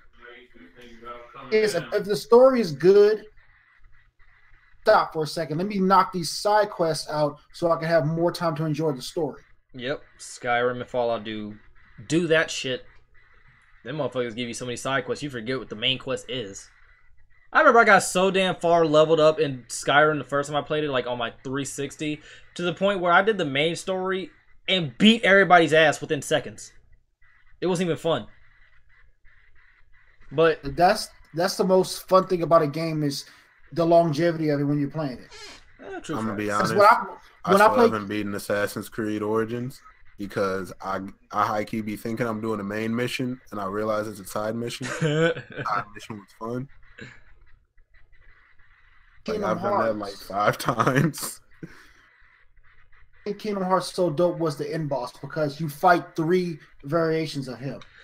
Oh, fuck him. God damn, I can't remember his name, but fuck him. Anthems, I don't know. Ansem. Like, I remember I was playing it at my buddy's house. We were fucking playing at his house, right? So I beat him the first round, and his dumb ass like, man, that was too easy. It can't be over. And he go morphing into another fucking mode. And then I beat him again. He's like, man, come on, it can't be over. Then he morphs. I was like, you need to shut the hell up. You making this worse for me, motherfucker. Shut up. You need to shut up. You out here thinking that he manipulating the game. I need you to talk. Like, oh, he can't lose. Next thing you know, you die. Man, fuck you. What's that RPG that came out? You guys may not remember it, but I want to say it's called Raven or some shit like that. The game was supposed to be 100 hours long. Jesus Christ. I've heard of a game called Raven. That might be it. I'm not. RPG, I could be wrong, but it was supposed to be 100 to 50 hours long. Fantasy 7 on a PS1 disc. Even though they could have put all that onto one disc, maybe, but the having 3 discs, it just gave you like, man, I finished with the first disc. It's on disc 2. Yeah, it's on the disc 2. Like it gets you more hyped and more involved to want to play the game. I think that was the same thing with LA Noire. They had like 3 or 4 different discs. It's like, yo. Yeah, they got more DLC. It was pretty much, I finished the first episode. Now on to the next one. Chrono Trigger. It has 10 different endings from where mad. That makes you go back and like, I want to get this ending. I want to get this ending. I want to get this ending. That's what makes, when people think about outside the box like that, that's what makes me love their games. I can't wait for this God of War. I'm super hyped about it. I just thought about something else since we've been talking about games and longevity. Endings. I don't even play God of War, but I just thought about how they might do the endings. It might just be how your son ends. That's what everybody's aiming and actually hoping for, that the game will transfer to the story of his son transcending his father or having his own. Because it could be like I could see it like one ending, like he ends up resenting you, like you just end up dying and he's vengeful for the people that killed you or something. Yep. Another ending where it's just like a happy ending, which I honestly couldn't. Because it looks like that Dawn Zero Rising game. That's the one thing I don't like. It looks just like it. Horizon Zero Dawn. Yeah, it looks just like it. I don't like that. That's the only little knock I'll give it. It looks too much like that game. The biggest thing I'll give it is like, I like the new camera angle. A lot of people were shitting on it, like, oh, it's not God of War. Shut the fuck up. But I will say they could pan it out just a little bit, because I ended up rewatching like the 25-minute gameplay. There are some moments where you get hit in your back or where somebody swings at you and all you can see is their arm. Which, granted, they did add like a little icon thing that tells you where they're swinging. But still, I prefer to see it. That way I can react faster than trying to figure out a little color. Because I'll forget the damn color scheme in seconds sometimes. But I just thought about something. So we were talking about like nostalgia and beating games longevity. I can't be the only one here who hates beating a game and then like that long ass like period of like where you don't know what the fuck you want to do anymore. Like just that emptiness. Exactly what you're talking about. Just like that emptiness. Like, now what? You beat a game, and it's not even like they have anything for you to do. Like you beat all the story missions, all the side missions, or whatever, and like it's like now what? You've gotten everything in the game. You don't know what to do with yourself. I'm telling you, like I might have to beat a game a week so I can be more productive. Like, legitimately, like, the first time I beat Kingdom Hearts, the first one, didn't know what to do with myself. When the second one came out, hype, lost my mind. Second one came out, I beat it. I'm not even, like, bullshit. I swear for 3 weeks, I didn't touch a game. Because I didn't know what I wanted to play. Like, no game was Kingdom Hearts to me. It was supposed to be, but there was no game that was Kingdom Hearts to me, so, like, I didn't want to touch a game. For, like, 3 weeks, I didn't touch a game. Thing, though, like... Hey, that's what sucks about the situation, because you compare that game to other games, because that game was so good. Yep. Like, this kind of feels mediocre, you know, and damn, I want Kingdom Hearts 3. And you should be comparing games, but, like, you kind of do it, like, innately. Like, you don't mean to do it. It's like, because it's just a way to scale how good the game is. Like, it's not on the level of this one. You'd be like, man, Kingdom Hearts was fire, but, like, I just don't feel like playing nothing else because I can't nothing touch it. Because I think Star Wars The Force Unleashed 2 was out. And I had that game. I didn't even want to play that game. And that game is fun, but I was like, I don't even want to play Star Wars, bro. That game right now. I was like, Star Wars, bro, like, you cool, but you ain't Kingdom Hearts, though. You ain't my dog Sora and Goofy and Donald, fam. Like, you ain't the same. I was like, I should be doing it, but I didn't want to touch the game for like 2 to 3 weeks because of that shit. I hate that empty feeling after beating the game. I hate it. Let's be real here. Fucking Final Fantasy... So, even though they have, to me, in my opinion, they have some sucky games, but like the franchise, you know, of all time, and Disney, you gotta love Disney. I mean, you can't be human if you don't love Disney. I'm 36. I'm 36 years old. When I saw that Christopher Robin's trailer, I almost dropped a thug tear because I love Winnie the Pooh. Almost, nigga, I did. I heard his voice and like that shit hit me to my core. I saw that shit. I was like, no. I remember watching when they revealed Kingdom Hearts after the Final Fantasy VII. Yeah. Remake. When I heard that when the first part of that music, I grabbed my chest and my heart like, oh my god, bro. I felt like a little fucking kid. That Christopher Robin trailer, I swear to God, I shed one single tear and I had like the biggest fucking grin on my face because I was like, Pooh, my nigga. I love Winnie the Pooh. Like that's the 100 Acre Woods is my favorite level in Kingdom Hearts. It's just the music that gets me as far as that level goes. Like I swear, like I'll have the damn game running with just the music, and I'll just sit here and like just type an article. I'm fucking weird like that, but yeah. But what's another one? Jack Skellington. Yeah, but Disney, but Final Fantasy, like their character roster is fucking crazy and they're all dope. Speaking of which, hold up. I forgot to add this. So we go skip the what are you thankful for segment, but let's get on to the why you mad part. Or actually, I want to change it to like the hardest boss you ever fought that made you realize that you had veins in your forehead. Speaking of Final Fantasy, if you ever played Kingdom Hearts, I think it was 2 or 1, and you played that shit on Proud, or I called it fucking Heroics. I think it was Heroic at one point. But if you ever went back to Hercules, this little Coliseum thing, and you played on the hardest difficulty, you would know you have to fight the cheesiest boss of all time known as fucking Sephiroth. He's my favorite character in Final Fantasy, but fuck him! I hope he gets hit by a bus. Because that had to be the hardest character I have ever played against in that game. Except for the secret boss in Peter Pan. But I said, fuck him, I'm not even doing that. But, dog, Sephiroth is the cheesiest and most annoying character because he has like a 10-foot sword that can hit you wherever you're at. Wherever. You have to be at like at the edge of the map and then like charge in. It's the most annoying shit ever. But, whoo! Y'all go first before I go in entirely. This is the thing right here. Remember, we had to talk about this. I don't know if it was on a previous show. Remember, I told you about Kingdom Hearts 1. My boy, he got the ultimate weapon, and I couldn't find, the materials to get it. So I stayed up all night because the Keyblade that you get from Sephiroth had the Oblivion? Yep. One more hit point than the freaking ultimate Keyblades you create. I stayed up all night beating Sephiroth must have beat me like 6,000 gajillion times until that one time I got him. Oh, I got a fucking brain aneurysm thinking about that shit. Sephiroth, he can go to hell. Those Titan machines from Final Fantasy VII, Ruby and Emerald, they can go to hell. They can go to hell with Sephiroth too. Who else? Hades can go to hell from God of War 3 on Titan mode. He's on the bus with him. Shit, I can't even think of. Oh jeez. Oh fuck. I'm gonna pass it on the Biggie because those are they can go to hell bosses.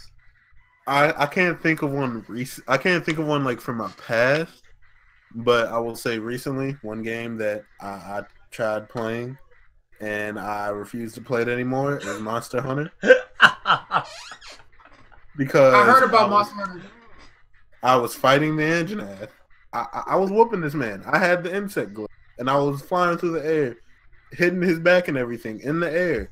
And I died 3 times because he ran into a wall while I was in the air. He didn't even touch me. I just fell and took damage because he hit a wall. I was like, nah. Chase, Kool-Aid, and fucking Papa John. They were all playing Monster Hunter. You will never hear rage. There's so many cuss words come out of a party chat when them 3 fools are playing Monster Hunter. Oh, wait, no, that just reminded me. The Diablos. That thing get it. No, I don't like it. If that thing really existed, I would make a Megazord suit and I would run its fade right here, right now. Because that thing is too fast for no reason. Fucking Devil May Cry 3, the Virgil on the hard difficulty. Fuck! Why you bring him up? He catches the drop kick. Dog, Virgil was so fucking hard. Oh my god. Even on normal, that nigga was hard. I was like, you know what? I'm a badass. I'm playing this game on the hardest difficulty. Nope. Yeah. two hits from Virgil, your ass, he just killed your spirit. Dog, that was a damn, like, dream. He was like the original dream catcher. I swear to God. Playing Virgil, even on normal, because I didn't play Devil May Cry on the hard difficulty. Like, I was getting my ass kicked on normal, but I remember vividly playing Virgil on the hardest difficulty, thinking I was going to work. Keep this in mind, I whooped every other boss's ass. I'm like, nigga, I'm a boss. Fuck Virgil, nigga. It's Suwu business. My name is Dante. Bees up. All that shit, right? Virgil's like, nigga, this crip. And fuck me up. Take that shit back to your side of the tracks. Bro, God. I'm gonna let y'all know real quick, this whole stream, high key, I've been kind of like just randomly skating around in Skate 3. I just got hit by a taxi going like 60 miles an hour. I'm trying to tell you, bro. On a suburban road. I guarantee that was Virgil behind the wheel. Fuck Virgil. Fuck Virgil and fuck every boss with white hair, basically. Fuck Virgil and fuck Sephiroth. For real. Sephiroth's more silver. He's more silver, but he's in that category. And the fucking robots, man. I hate Ruby and Emerald. Fuck y'all, man. Oh, jeez. I hate them bastards. Especially, I was so happy when you could put the spring in there. And remember that shit? You put the tape on it. Yeah. And then you open the lid and Ruby could knock you off the fucking map. Oh, Jesus. My brain. Every boss on Dark Souls can go to hell. Mike Tyson and Punch Out. I whoop Mike Tyson's ass. He can still eat a dick though. He still eat a dick. Oh, hold up! Another boss I can eat a dick. Isaac Frost from fucking Fight Night Champions. Fuck him with a rusty spoon. Sorry. Oh god, I hated him. Because just like Chase, here's the thing. I was laughing at Chase when he played that shit, but I felt this pain. Because I went through that shit. Where every punch he lands is a knockout. It don't matter if you're blocking, evading, weaving, throwing a counter punch. One hit, he punches through your block, and it's a wrap. It's a done deal. Oh, and another one. Shao Kahn from Mortal Kombat 9. Yes! Yes! Yes! I feel for all these bosses that I was naming because I've seen them, and they something serious. Dog, I'm trying to tell you, fam. Mortal Kombat. Like one of the newer games that I feel like is very rage-inducing. You can't keep your composure. Is the whatever the DC one is. Marvel vs. DC. Is it? I think no. I'm tripping. Justice? Yeah, Injustice. That one. Okay. Oh, Brainiac. That one. I've seen like so many different people like playing that game and them going against them bosses. It looks like some BS. Because what about the Marvel vs. Capcom games in the arcade? Big ass Apocalypse, big ass Onslaught, fucking big ass Galactus. Galactus was a cheater. I don't give a fuck what nobody says. That nigga cheats. Every villain in these games cheats, honestly, at the end of the day. But Virgil and them damn robots from Final Fantasy VII. I hate them motherfuckers. Y'all in it? Hey, have y'all never gone against a boss where you get him down to like pretty much 10% health? And he beat your ass? He just dipped. No, he just dipped, and then he come back and he got max health again. Oh shit! I'm trying to tell y'all, if you've ever, and I mean ever, played Mortal Kombat 9, even on normal, I played this shit on normal because I thought I was nice. Shao Kahn fucking cheats. You were playing on the highest difficulty. It was like Mortal Kombat 9. I fucking played it. Got to the fucking end. I didn't talk to her for 2 days. So I was mad at her because Shao Kahn whooped my ass. Dog, like here's the fucked up part. I had him on a little bit of health, and he would fucking always kill me. Like I didn't even like playing as Raiden. I had to figure out to just do the fucking the pop up kick and constantly do the damn Yi Baba Ye shit the entire time. I had to do that shit the entire fucking fight in order to beat him. I had to cheese. Cause I'm over here learning combos, figuring shit out via YouTube. Like, oh, I can probably do that combo. Shit wasn't working for me. I said, fuck it, I'm cheesing. Like, watch Mojo. Shao Kahn is, when they did the top 10 hardest video game bosses, he's like number fucking 4 or around there. He's in the top 5, I think. Fuck Shao Kahn. Fuck him. Y'all got a lot of pent up aggression towards this man, so I'm on the boat with y'all. Fuck 2 robots from Final Fantasy VII. Like, if I catch Shao Kahn in these streets and had the power of a god, I'd punch that nigga in his throat. I call him a bitch under my breath, though, if I see him in the streets. You a bitch. You like, what'd you say? I ain't say nothing. I ain't say nothing. I said like your helmet. You still a bitch, though. Huh? I mean, Akuma wasn't that damn hard on Street Fighter, and you had to beat all 4 bosses with a perfect 2 rounds. And he wasn't that damn hard.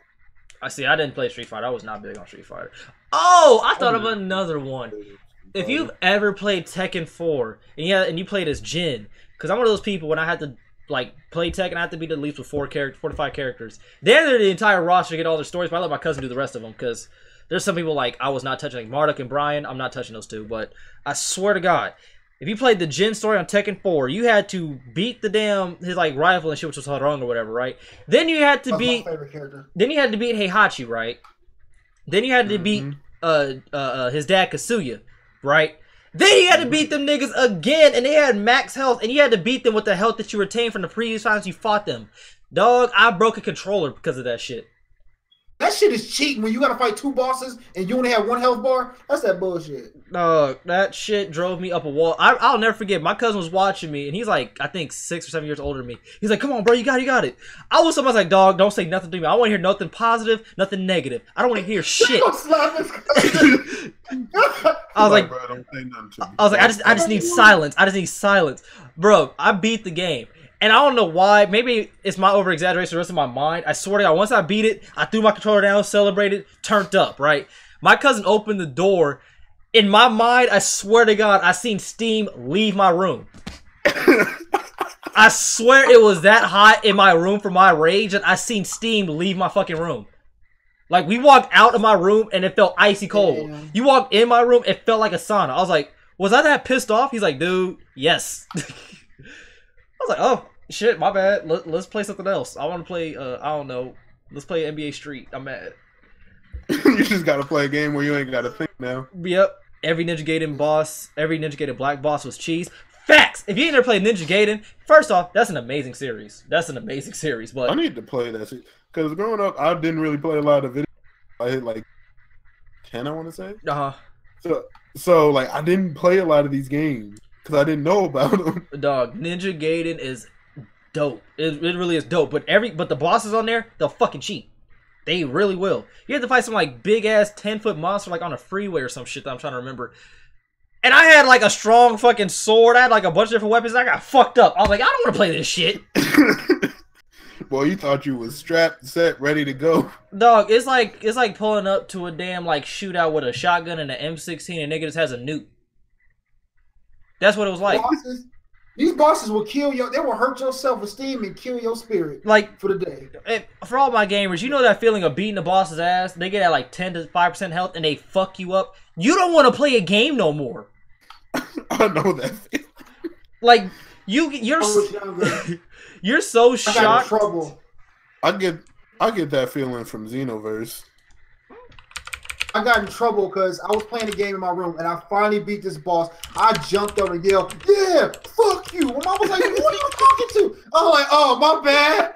She was like, "What are you talking to?" I said, "This boss he beat me like 6,000 times." She's like, "Boy, watch your mouth." Sorry, but it had to happen. It was for the culture, mama. You should understand. I was like, "Ma, you gotta give me a pass on this one."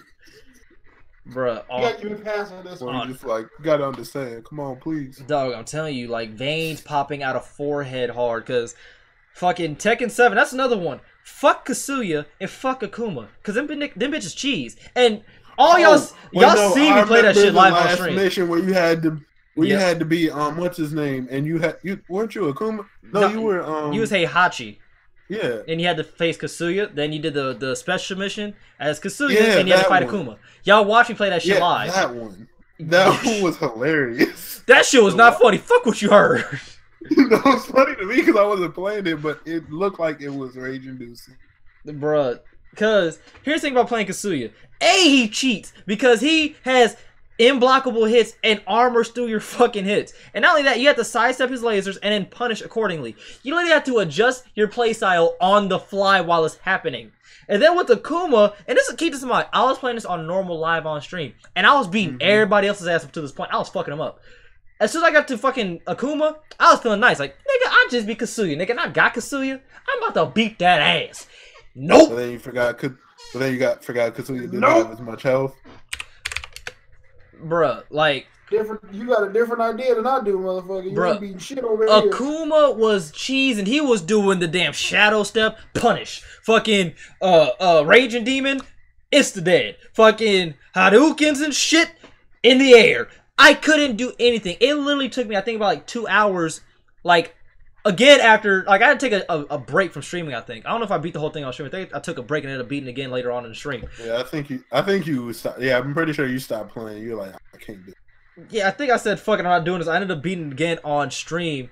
And then I lost my fucking mind. I ended up coming back, figuring out how to beat Akuma, beat him, and I swear I at least put Tekken down for like all of 5 hours. Because I had to get some online fades. But I put that game down for a little bit. Because I had to get my bearings back. Because you don't know what it's like. Because I had Kasuya down to minimal health a few times when I fought him with Heihachi. And he came back and beat my ass. Unblockable. Unblockable. Unblockable. Same thing with Akuma. Unblockable. I was like, this is not fun.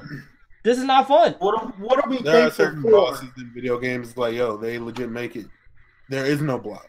You just gotta dodge.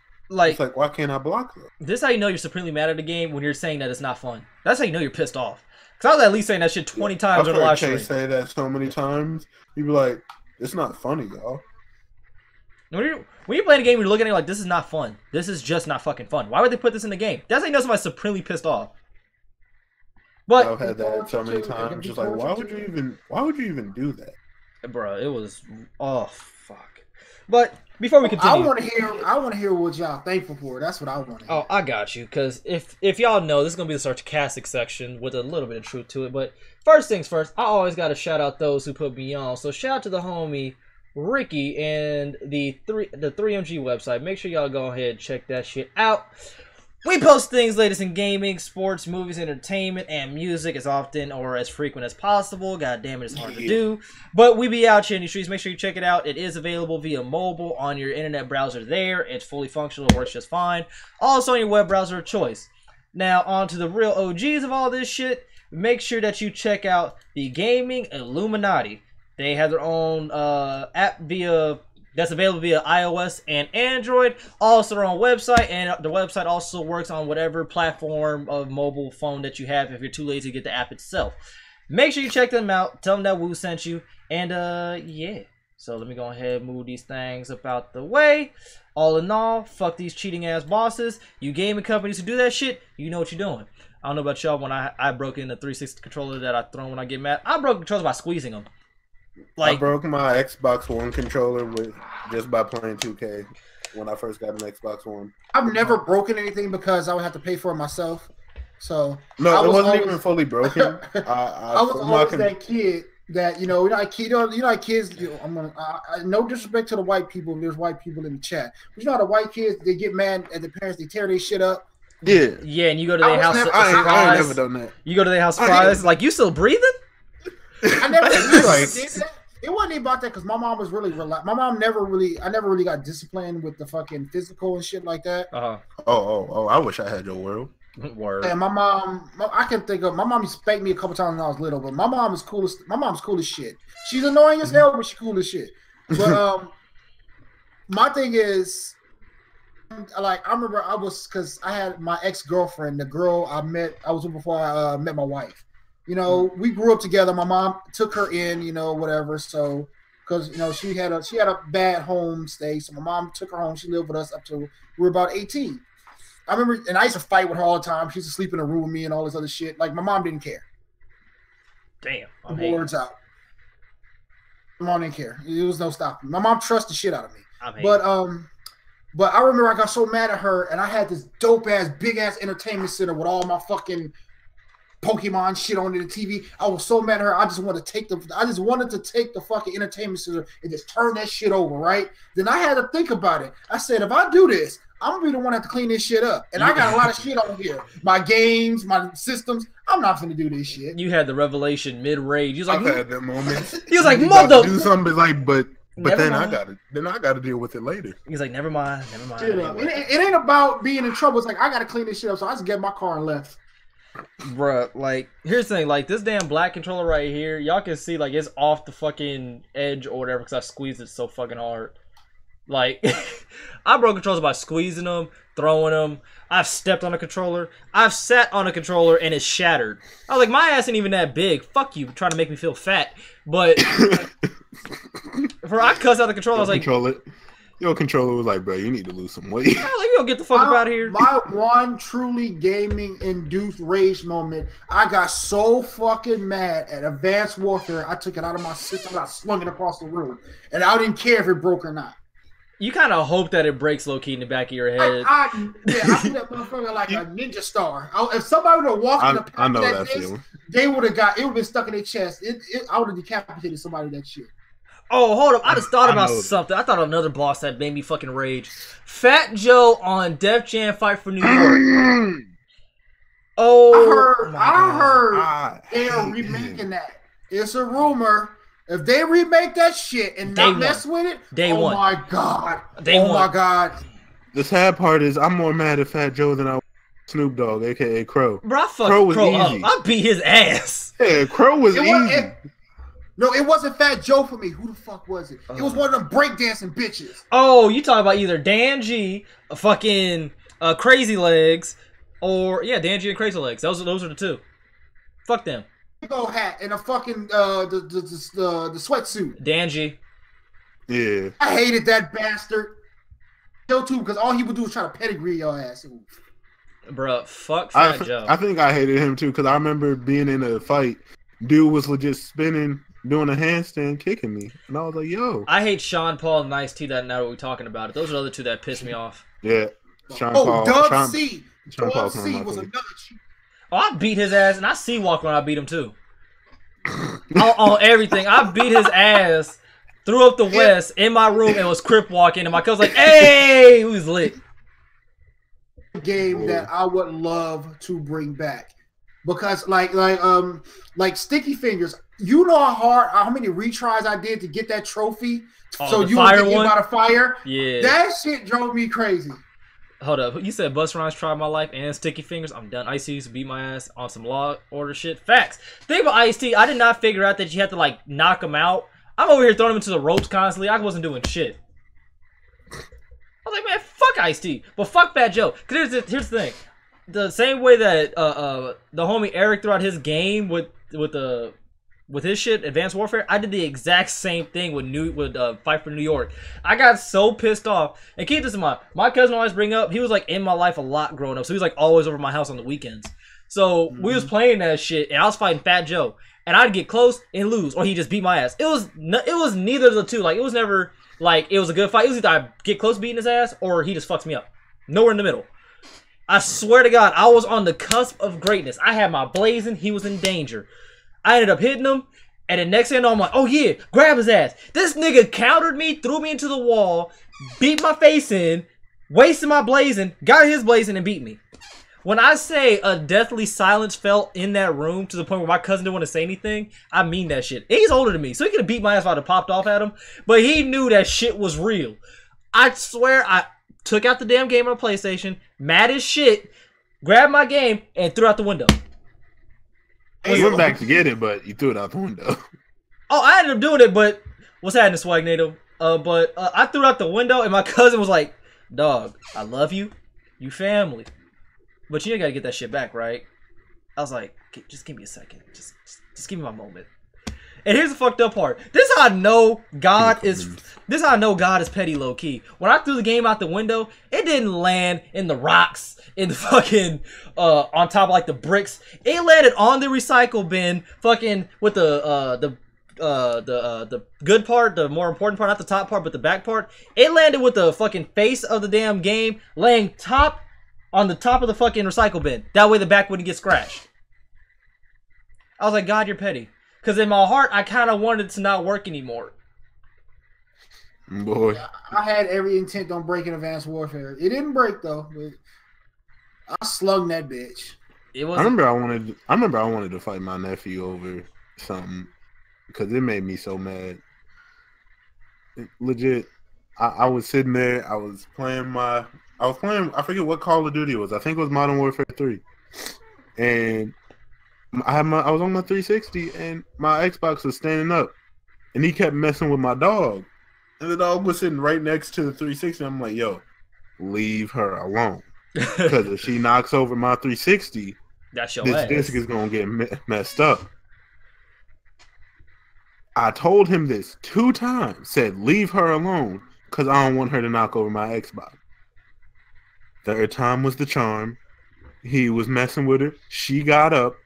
Did pretty much a full I don't know why she did a full 360. Pretty much knocked the Xbox 360 over with her butt. And you know Xbox 360, if you try to flip it while a game is running, it's a GG. Circle. It's a GG. That's an instant circle. You don't understand the rage I had. I wanted not even just a 2-piece, boy. It was about to be a 30-piece. You about to give him a heart attack? I was so mad. You have every right to be. I remember I got ready to run the fatal with my homeboys though, because for those of y'all who do not remember the greatness that was Midnight Club Dub Edition 3 Remix, shit was fun. Yes. Mm-hmm. I remember my dad's best friend let me borrow it, and I beat that game at least twice. And there was rage involved because the Dub Edition Remix races where you get like the fastest cars in the game and bikes and shit. Yeah. Them shits were cheap. But I remember I let my homeboy borrow it along with one of my skateboards, right? This nigga ain't giving my shit back for at least 2 months. And my dad's friend kept on asking me, hey, yo, I'm gonna need my game back soon. I was like, oh yeah, I got you. Keep this in mind, I don't have the fucking game yet. I kept on telling him, I was like, bro, he knew you didn't have the game. He knew it. He had to at some point. But I was like, dog, where's the game? Where's the game? Oh yeah, I'll get it to you soon. I'll get it to you soon. Eventually, 2 months passed, and my dad's friend is at my house. I panicked to the point where I ended up buying another copy just in case I didn't have it. And my dumbass bought the wrong copy because I bought the Game of the Year edition, the greatest hits, and he had the original one. So he probably would have noticed but wouldn't have said nothing. But I was retarded. I go to my man's house, and I'm like, dog, if you do not have my game, I don't give a fuck if your parents are home. You're running my fade. Like, we won't fight.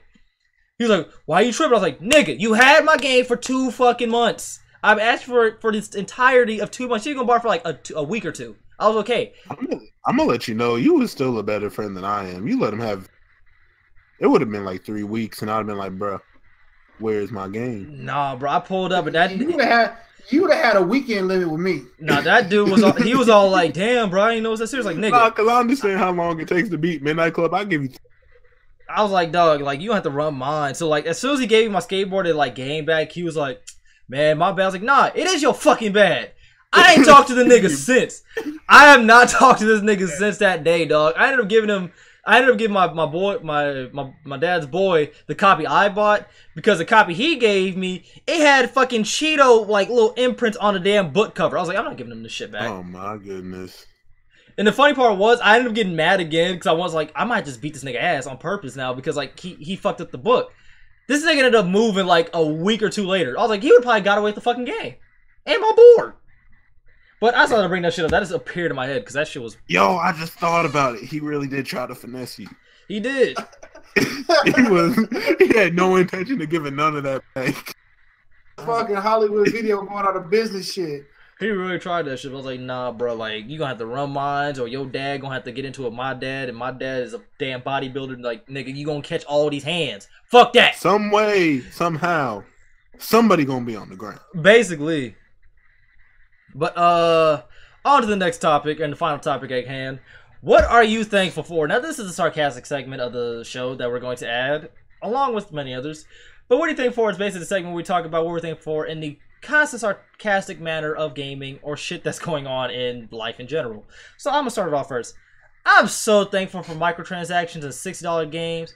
I'm so thankful for the fact that games are now $60 to $100 and you're not even getting a big ass statue for the $100 version, just in-game shit that doesn't even alter your own gameplay, but just skins that you probably won't even use 95% of the time because they're not that great.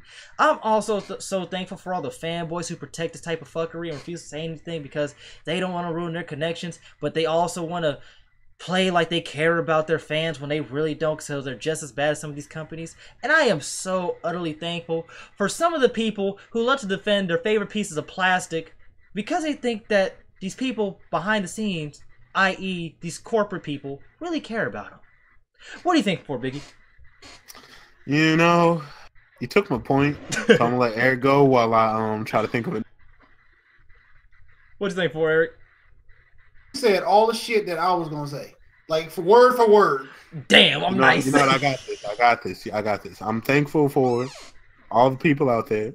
You know, beta comes out, game comes out in like what, 3 days. Beta drops 4 days before, and you have some complaints about the game, and they all start yelling at you, telling you stop complaining. It's just a beta. Just be happy they put it out. I'm thankful for them people, because without them, we wouldn't have these garbage games. Because sometimes you just need a garbage game in your life so you can be like, you know what? They can do better next year. There's no way that they can't do better next year. But then they fail you again because those same people ruin it. So every year I'm thankful because every year I can be like, they could do better. Oh, I'm thankful for, you know, the online player totally ruin every online game, especially when it comes to shooters, anything competitive, because it brings out the total bitch in them, and they play games like their life depends on them, and it really don't. And I'm so thankful that they have to be in such bitch mode where you come in a lobby or you play a game that you're better than them in, and they get mad that you're better than them. Instead of them improving on the game, they're mad at you for your skill level. So online gamers... I got another point. Go ahead and online gamers, and have a nice day. What you got, Big? I got another point. Dang it, I just lost. Pick it up. Give me a second. Hold on, my man said, I'm thankful for the speeding ticket I got for going 50s and 45. I can go on until you get your point, Big. Let me I had go it for a a little bit second, more. and then it went away. I want to thank Call of Duty in general. I'm going to give the award to Call of Duty because it deserves it. I want to thank you for putting target finders in your game, like specialist weapons and fucking DLC weapons that fucking help scrubs that fucking think they're good at the game. And that's the only thing they ever think they're good at. And they talk to you because, you know what? Fuck you, Activision. I hate you, but I'm going to buy your Black Ops 4 because it's the last fucking straw. All right, I got it. Because if I did, I probably went to jail for something. But B, what do you? What you got, Biggie? I'm thankful for all the 9 to 12-year-olds out there that ain't never played a game of IRL basketball. They ain't never picked up basketball. They ain't never played no football, soccer, nothing. Like their first Call of Duty was Advanced Warfare. I'm thankful for all of them because they have single-handedly revolutionized the gaming industry. They have made it to where, everything is so innovative now. Who needs defense when you can just hit heavily contested greens on people? Who cares about boots on the ground when I could just be flying above your field of view with like the silence jetpack perk, and you have no clue. I'm thankful for these people. Oh, I want to be thankful for companies like BenQ and Scuf and Astros that charge an abundance amount of money to get these little punk ass kids and these bitch players advantage like Scuf controllers, so you don't have to take your thumb, you don't have to move your fucking hand, and you can use your fucking fingers, middle finger and ring finger, to jump around in the fucking game. And BenQ, you have what is 1 millisecond? They see you a whole fucking 6 hours before you see them. Hey, I'm not gonna lie, I'll be buying them. I got a 1 millisecond monitor. That shit's fire. I got a 1 millisecond. But thank you. Now that I have to go buy a fucking 1 millisecond monitor to fucking keep up with these fucking 0 KD motherfuckers, and my KD's always up. You can get a cheap. You can get a cheap one. Hold up, but time out though. Before we continue with this shit, Eric, in case you actually are looking for a cheap monitor, I'll probably tell you this. I'm gonna tell everybody this shit live. Actually, Asus got some good ones. Yeah, I actually got an Asus. Mine is a Asus 24-inch full HD FreeSync gaming monitor. 1 millisecond rapid response. It's like $186 on Amazon. It's a monitor I use for like my PC gaming, shit like that. Shit is excellent. And it's a swivel so I can tilt it horizontally and all that shit. Or vertically. Shit's fire. But go ahead with what else y'all thankful for, because this shit's having me weak right now. Hold up. I'm thankful for... Hold up, what you say? I'm thankful for Konami bringing microtransactions to game saves. This company is way beyond their years for skullduggery. I agree! That's a good one. Wait. Alright. Y'all was cutting out a whole bunch for me, so I have no clue what was said. All I know is that you were talking about a monitor, and I think we have the exact same monitor as the keyboard. I'll send y'all the link later. I'm thankful for Konami bringing microtransaction to game saves. This company is way beyond their years of skullduggery. Facts. I'm thankful for the man who put letters in math. Oh fuck. Oh no, I'm thankful for all the teachers out there, all the English teachers. You reading a book, and the guy just gets a cup of coffee with a girl because he just wants a cup of coffee and he likes a girl, and they have to, somehow make it this deep, meaningful thing that it's really not. I'm thankful for all of them because they made me waste so much time reading books. I'm so thankful, and I hate Activision. I'm so thankful that you can fucking. I'm just thankful that you can build up these little kids' confidence and make me feel like shit when I'm shooting the fuck out of you and you killed me in 2 bullets. And it makes me feel good. It makes me want to play your game more and spend my hard-earned money on your bullshit supply drops. Yeah. Hey, this one's not even I'm thankful for anything. I want to just say 2K are the finesse gods of gaming right now. They are.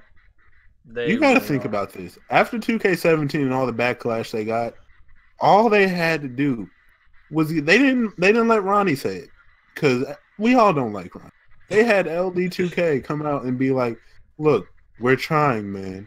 We try to put like legit." They had him and go story that 2K tries, and we're just complaining.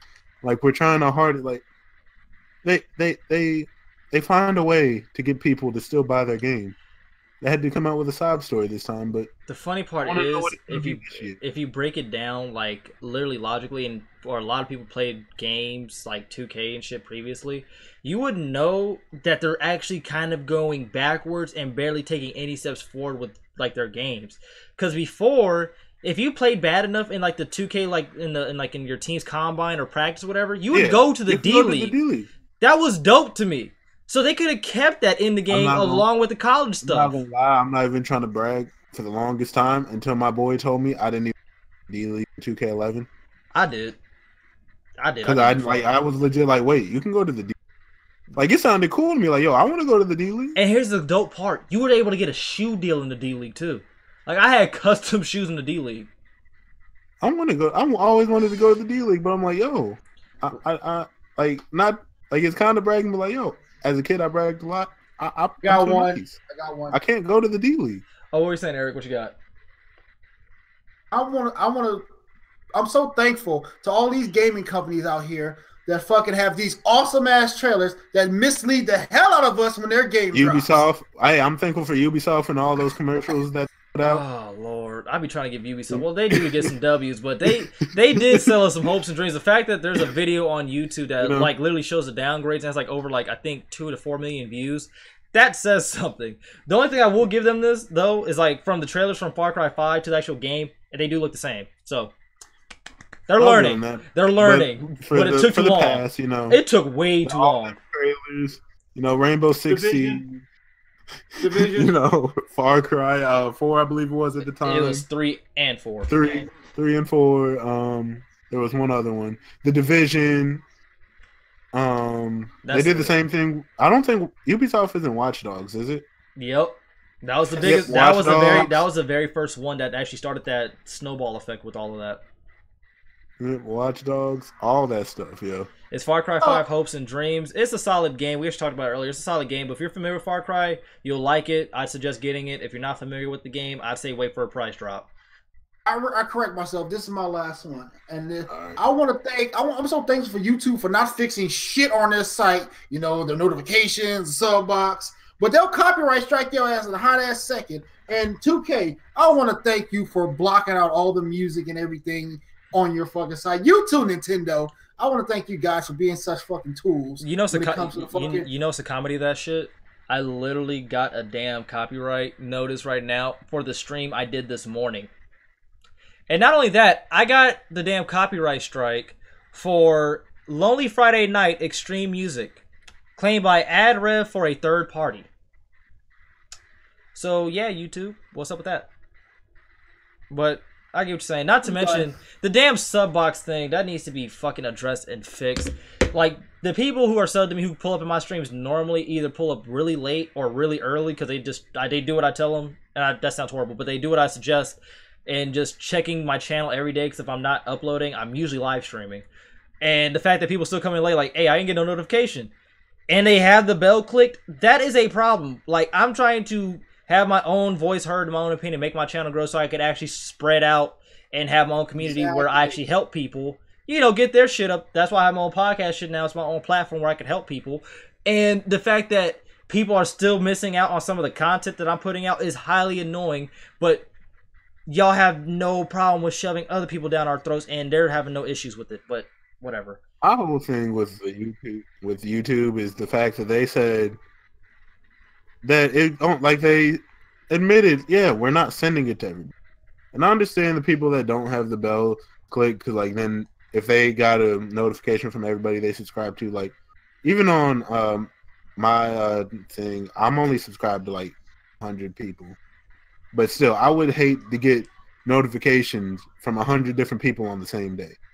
Not everybody uploads the same day, though, Big. I get that. No, I get that.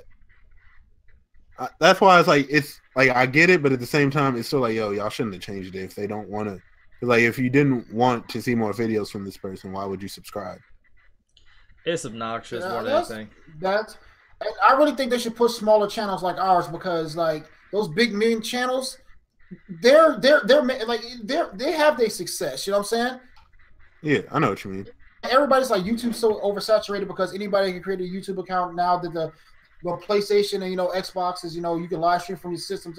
It's not oversaturated because in my opinion, if you find your core audience, the people that fuck with you, they're gonna love you. That's why I respect Chase so much because him where his fan base loves him to death and they're loyal to a T to that man. For real. That's why I like my people. I only got 559 subs, and the same people show up to the streams every single day. This is the thing right here. Like me, I'm about to be like it's spring break right now, so I'm gonna stream a couple times a day. I'm gonna start doing I'm gonna knock out some walkthroughs or whatever. But I feel like my subs are hella dead because I don't want to say my subs are dead, but it's like I have over 700. I should at least get 10 to 15 people in a stream. But then you got these motherfuckers that troll like this one guy. He made a fucking account. Cause you know how on Google Plus you can make a bunch of accounts now? Yep.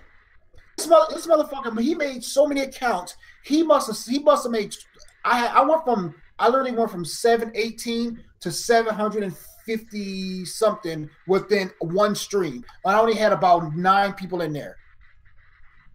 Mm-hmm. The other day I was streaming and after I was done because I delete my streams unless it's so good. I feel like they're so good. I leave them up. Mm-hmm. Mm-hmm. I went from 755 to 730. So I don't know if YouTube cleaned out all them dead ass accounts. That's another thing YouTube do. That's another thing YouTube hasn't actually like admitted to this. They be unsubscribing people without their consent. Bro, one of my OG subs a while back, MMJBK, he was like one of my first few subs who was like active on my channel. He told me like a while back, he's like, dude, like I'm subbing for your channel like twice. I was like, what the fuck? I don't even do nothing. High key, I'm gonna be completely honest. They unsubbed me from TBH's channel. I think like.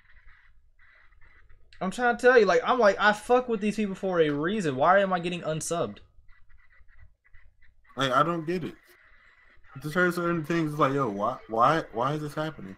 But to end things on a more positive note, for all my folks over on Xbox One, your games for gold this month is Super Hot, Trials, Blood of the Dragon, and Quantum Conundrum. That is an arcade title. The Trials of Blood Dragon, that is the damn bike game where you go over ramps and shit like that on the crazy course. Super Hot is a game where every movement the enemy gets closer and tries to attack you. It's actually a pretty dope concept and dope game. I watched TBH play it. Whenever you move, time moves is the best way to explain it. There we go, my nigga. And for PS Plus owners, we actually got 2 dope titles. PlayStation did us justice this time and gave us Bloodborne. I'm not touching that game. Fuck that game, but it is dope. I watched my boy play it. And Ratchet & Clank, one of my all-time childhood favorite, platforming games. It's dope as hell. Those are available free this month. Mighty Number 9. Oh, and Mighty Number 9? Mighty Number 9 and Claire, the extended cut.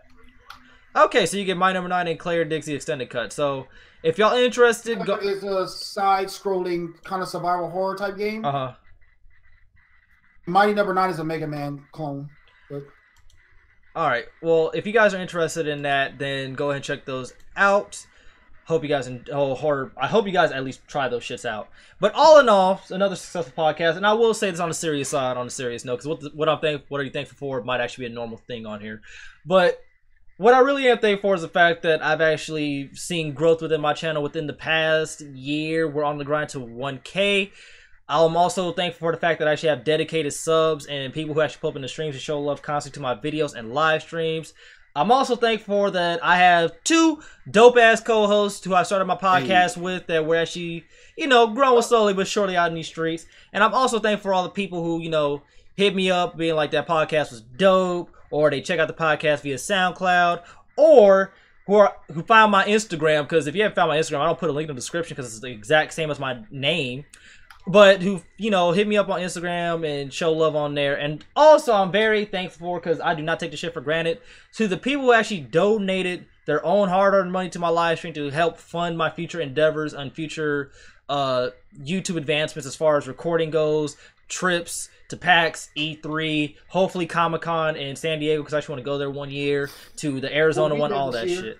Like I had to help you out. I can't let my son be out here starving while he's in Boston, yo. I legit appreciate all the love and support that everybody gives me every week and every day. It's what pushes me to go forward. Because granted, there's some days where I say fuck, but I'm like, nah, I got a dedicated fan base who shows me love. So I'm thankful for that shit. And on that note, that's my outro. Biggie, what's your outro? So I'm hungry. After this is over, I'm gonna go eat. Facts. You know, 2K. You know, I made a wish list for 2K19, but I'm gonna be honest, 100% of that list ain't gonna be on the game. Check that shit out. 100. 100% of that list is not gonna be on the game. I agree. Ain't no hope at all. Nope. I ain't had hope since 2K16. Damn. Because they had them body steals in the game, and the body steals, like, they were annoying, but at the same time, most of them was like, yo, I'm actually dribbling into people, but they ain't fixed nothing in that game either. And then I missed a green light, and I was like, yeah, nah, franchise, I'm going to just play it and just roll with the punches. You going to play keep your head down, basically. Yeah, I just roll with the punches. Whatever y'all get hit with, hey, I just... All right. There's that. Tell Target I need to be off on Tuesday. You know, I said that at the beginning of the stream. Facts. I need to actually upload more. I have like probably a max of 6 or 7 videos I need to put out because it's all about 2K and live. Yeah, come on, bro. You slacking. Your 2K video was fire. I've been slacking heavy. I'm not going. Boy, I upload one video, then go like 3-4 weeks without uploading another. You video. is not lying. You is not lying. I'd be like, when the fuck's nigga Biggie gonna upload? It's bad on my part too, because even my friends would be like, "Yo, you still do YouTube?" And that's how I knew it was bad. It's like, yo, I need to upload. This ain't good. Word. All right, Eric. Yeah, that's my outro. Eric, your outro. Outro is pretty much the same. Like, I appreciate all the love. Like, you know, if you ain't subscribed, go subscribe because I'm about to get back on my grind. I want to thank you, Woo, for putting me on, you know, the podcast. I have fun on it. I look forward to it every week. You know what I'm saying? It's all about trying to grow my channel and get the name out there, you know. Like, it's funny because at my kids' school, they come up to me all the time because a lot of my kids' friends are subscribed to me. They're like, are you a YouTuber? I was like, yeah, I do videos and stuff. So that kind of makes you, you know, when people appreciate what you do, it makes you stick your chest out.